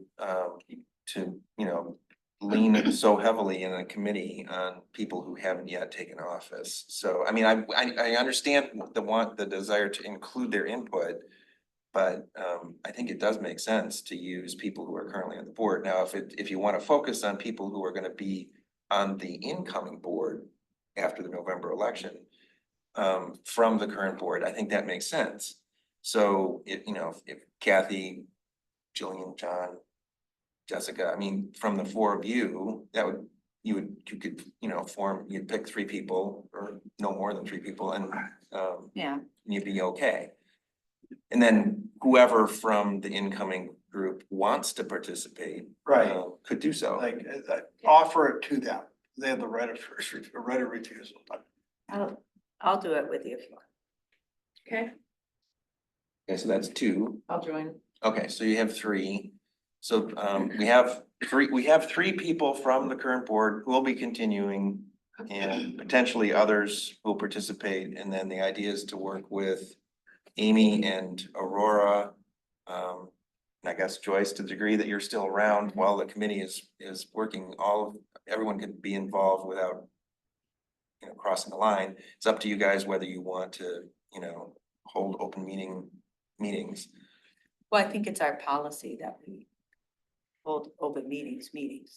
So She's saying it is our policy. it is our policy. So then that's what you're gonna do. Yeah. All right, so shall we vote on this so that everyone feels that the board is acted on? Yeah, I Okay, think we need to. so the motion would be to form a committee, a search committee consisting of with trustees Noel and Carrie and clerk Flintoff to work with whomever of the non-yet elected primary winners who are accept an invitation to participate, and Amy and As full Aurora. committee members, yeah, as committee members. Yeah, as full Yeah. committee members, if they, yeah, that's fine. And with support from Aurora, Joyce, and Amy and her firm.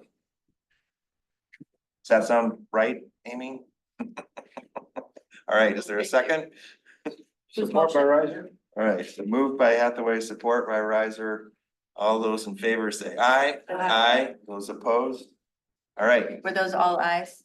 I believe so. Didn't hear any nays. Okay, great. Donna, did you say it? Or you had a look? Oh, I wasn't sure. I said aye. Oh, you did, okay. I don't know, she. Thank you, Amy, for saying that, and Aurora, thank you. Oh, Aurora has her hand up. Too late. Aurora, I'm so sorry, I'm just seeing your Zoom hand. If we have missed the moment, just tell us. Hi, Aurora. That's okay. I just wanted to let you know that I am here and the chat is disabled, so I'm not sure what happened there. So I couldn't respond. Oh, Aurora, I am so sorry. Yeah, that was one of the helpful security settings that we put in place, and I did not know that. So I apologize, Aurora, because I said, hey, Aurora, are you there? And she didn't respond. So I'm sorry, Aurora. Do you have any comments you want to add at this point? No, I don't have any comments. Appreciate the chance to be on. Thank you. I apologize that I missed your hand, Aurora. Thank you for hanging in there. Thank you. That's all right. Take care. No problem. Okay, well, that brings us to our second public comment. This is a time for members of the public to speak for up to 3 minutes on any matter under the purview of the Board of Trustees. And Trustee Riser, will you again serve as our timekeeper? Yes. All right, please proceed. Renee Klubeck, Scio resident. I apologize for being at the end, but I think this is critically important, and I hope you'll take a minute to listen to me. 3 minutes. This is in regards, and I hope everyone on the board will look up and give me their attention, including our treasurer. This is in regard to L3 for the manor presentation. I think this is critically important. I've been holding on to a document for almost 60 days that has put a great burden on me. I was very disturbed to see, sitting here as a public resident, that a question asked by a trustee could not be answered in open session by the treasurer. I found that somewhat insulting as being here. I worked in a medical environment at a hospital and a private practice for many years, 30 years. There was an understanding there. If any of you had come into my building and had been treated, I was, as an employee of that business, not allowed to speak about your medical conditions, your personal conditions with anyone outside of that building. 60 days ago, your deputy treasurer, let me make this clear, reached out to me, the person you were speaking about tonight in this session, that you would not speak in front of me and other people that were here about this situation. I was reached out to as a resident in writing by that person, and I have carried that burden for 2 months, and I am tired of carrying it by hearing what went on tonight and the accusation. I believe that the HR director should speak to me about this. And when you are going to review this, you need to come up with a policy for what I've just heard about all the interviews. Feel free to ask me to be on a committee. I've hired people. I've worked with people. It is insane. There is not a policy in place. I did not bring this up before the election, and I'm trying to stay on time. But this is clearly an infringement and a disrespect to the treasurer on this board, to each of you trustees. I am not making this up. So I think you all need to know. I don't know if it's a legal issue. I understand she is leaving this department. With that said, you need to understand to reach out and ask me to contact her to hear information, confidential information regarding this board and the process of what's going on in Scio Township. This is now on public record, but I am very frustrated to hear if you need to be in closed session, I can respect that. I'm not a board member. But this was wrong. And you need to bring this into the new boards, what they're going to bring to this board and to employees here. No one should have reached out to me and said, you need to get a hold of me. I need to tell you about this. That's wrong. So if you don't want to say what's going on in front of me, you might want to know that one of your staff members reached out and put that burden on my shoulders. I am disappointed in her, and I am grateful that there's going to be a change coming in November. So Supervisor Hathaway, they are your employees. This is your staff. I wanted you to know before you left. This is what is going on. This isn't helping our township at all. I hope you understand. I'm speaking with passion. I have great respect for this board. I come as much as I can and listen and learn. But this is wrong. And I felt that what happened tonight, you deserved an answer. And if it's that big of a secret, then you better watch who you hire and have something in place by your legal that they sign, employees sign, that what goes on here, if it's private, it should stay private. You're at 3. Excuse me? Your time. Thank you very much. I feel this was really important. If your HR director wants to speak to me, I'm happy to speak with someone, or if you're legal or anyone. I think it's an important issue that you all need to know about. And I am grateful that I had the courage to stand up here and say it tonight. Thank you. You're referencing a document that you were sent. I Okay, have the document. I wanted to clarify that. I have a document. Thank you. Thank you. Yeah. Is there anyone else present who would like to speak during public comment?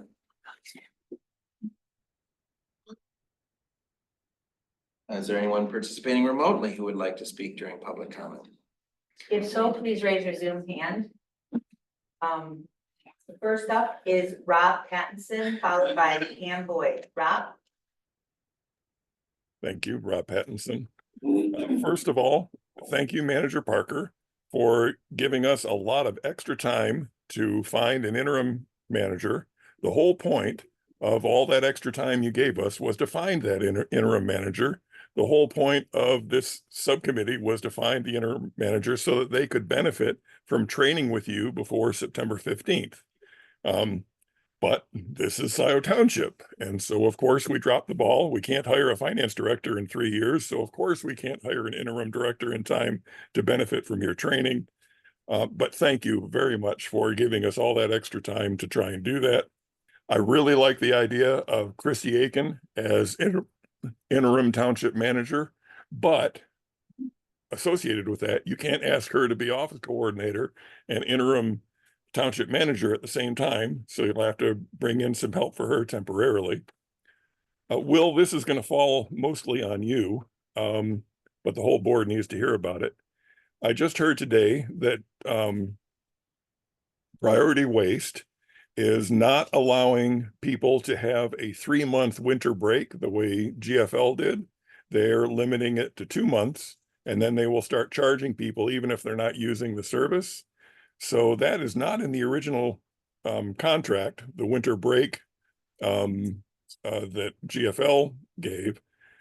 So does Priority Waste need to follow the same terms that GFL was, or does that need to be renegotiated? And also, there's an additional charge in the bill we just got. If we want to do auto pay, it's a 3.1% additional charge. That is not in the contract. And I read to you that page 19, item 12 part of the contract that they can't have additional charges. So that needs to be fixed. Thank you, Chris Bailey, for the rational explanation about what was going on with the user IDs. The fire SAD proposal desperately needs to have that proposal packet that the chief put together mailed to every single home to counter the Scio tax sanity sabotage. In the reports, Carlisle Wortman and OHM both gave monthly reports, and that shows that Abres Grove is, and Alan Burbano's letter from last month or last meeting shows that Abres Grove is still moving forward. KFC is still moving forward. And we just heard last night at the Planning Commission that Heritage Woods has a pre-con meeting with Laura Krebs soon. So that project that I thought was completely stalled out is now moving forward again. I want to correct a mistake that Roy Townsend made about the flyers. It's been at least 48 years. In 1976, I was flying planes over at that airfield, and it was already a well-established radio airfield. So it wasn't 30 or 35 years. It's at least 45, probably more like 50 or 60. And then Treasurer Palmer, last to you. Sandy, or Deputy Treasurer Egler, and Assessor Garrett refused to cooperate with the vulnerability analysis. And then you refused to answer a question posed by another trustee, just to follow on what Renee was saying earlier in public comments just now. Millions and millions of dollars go through your office, and you have people who are refusing to cooperate with the analysis, and then you refuse to answer questions. Does anybody else hear the alarm bells? This is a monstrous red flag of there is a problem here. And what is the problem? And this board deserves to find out. There needs to be significant consequences for refusing to cooperate with this sort of investigation analysis of our policies and procedures. And Your time is, Increase it. do you have a little bit more? I'd like to hear him out. I don't object, but he's at 4.5. Yeah. But Oh, thank you, John. I apologize for going over time. that's what if you're. No, you're doing your job, John. Thank you, Rob. I think you made your point. Is there anyone else who's participating remotely who would like to speak during public comment? Next up is Pam Boyd, followed by Alice Sandy Reed. Pam? Thank you. Pam Boyd, a Scio resident, Scio government watchdog. I've got a couple of little comments. First, I know Rita is gone, but I want to thank Rita Clinthorne for her practical comments on the process of improving Township Hall Park. And I agree with Rob that the flyers have been there a lot longer. I know it might have been not necessarily a popular statement or to air laundry, but I want to thank Trustee Knoll for bringing up the error of the community meeting without board approval for looking for a manager. Probably the most important, though, is the control and efficacy vulnerability assessment. It's a breath of fresh air and much needed for the health of our township. Treasurer Palmer, you are the winner tonight. Did you read the report before this meeting? Did you anticipate that these concerns might be voiced at this meeting? When you want to have private meetings on this report and what was said, when you work for residents, it makes you look like you are covering up something. Scio Township has a transparency problem. Thank you. Thank you, Pam. Next up is Alice Sandy Reed. Alice Sandy? Probably David. You know I'm gonna be disappointed if it's Actually, it's David Reed. Oh. Thanks for calling on me. David Reed, Scio Township President. First, I want to commend Amy Sell for maintaining a straight face and staying awake during that interminable and long overdue discussion regarding the manager's replacement. Why has the board not taken so long to have this discussion? Remind me, whose job is it to set the agenda? On a different subject, I cannot understand, following along with Pam and Rob, I cannot understand why 2 employees of the township were allowed to not fully cooperate with the recent vulnerability audit, especially when the audit was to ensure that no opportunity for fraud exists within the township. What are these 2 employees hiding? Why are they still working for the township? On a different note, trustee Riser, during his comment, the flying field, said something like, and John, if you allow me, let me paraphrase, less soccer and more dogs. A dog park? Where did that come from? If the township wants to provide a dog park, who is going to enforce the rules, assuming there are any, guiding the use of that park? Today, we don't enforce our noise ordinance, witness Misty Farm and Misty Valley, nor did we enforce our contract with GFL regarding late or missed pickups. Now, noise is certainly disturbing, but not fatal, and late or missed pickups is inconvenient, but likewise not fatal. But a dog bite is more than disturbing or inconvenient. It can be maiming or even fatal. Why would we want to expose the township to that liability? And following on trustee Carey's comments re soccer fields, the township must consider which staff member, most of whom are already overworked, will be responsible for scheduling the use of those fields, maintaining those fields, and negotiating the scheduling conflicts will most inevitably occur. Will the township charge for the use of these fields? Remember, this is public property and should be open for use of all residents. Thank you. Thank you, David. Last up, I saw Jonathan Greenberg. Did you have your hand up? I did, but I put it down. So y'all have a good night. I'll balance off Rob's 3 minutes. Thank you, Jonathan. On And a Rob- later note, as Jonathan Greenberg's campaign manager, I am authorized to speak for Ryan Yapel, and he will be happy to be on your interim manager committee. Thank you, Rob. That was fast work. I Excellent. didn't approve that though. We need to have a talk. We need to have a talk. Did not approve that message. All right, thank you, everybody.